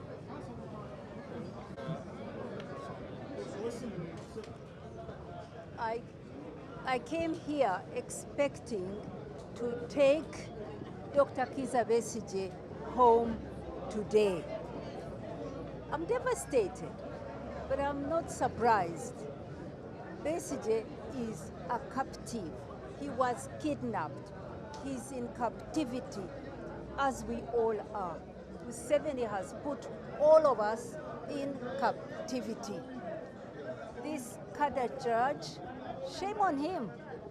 Shame on him to send back to jail a man whose health is deteriorating very fast. But it's all President Museveni and his insane son, who is the army commander or chief of the army, who are holding all of us in captivity. We must liberate ourselves. Enough is enough. Oluganda silumanyi. Ngambye nti abakulu babyogeddeko byonna. Mbadde nze okulaba omwami wange n'okumutwala eka kubanga talina musango gwonna gwe bamusibiddewo kati. Musibe wa Museveni ne mutabanyi we oyo omusajja omulalu bwe boogera ate ng'akulembera amagye gaffe. Ffenna tuli basibe. Museveni amaze emyaka 40 mu kulembeze naye alinga aguddemu eddalu. Tategeera mateeka, takolera ku mateeka, era ffenna tulina okwerwanako netwenunula. Mwebale nnyo abazze ab'ebibiina byonna abadde wano, ffenna twegasse wamu okwenunula. Tewali kirala, tulina okwenunula. Omusajja ne mutabani bombi tebali ku mateeka, ate ndowooza n'emitwe gyabwe. Kati tugenze kavule.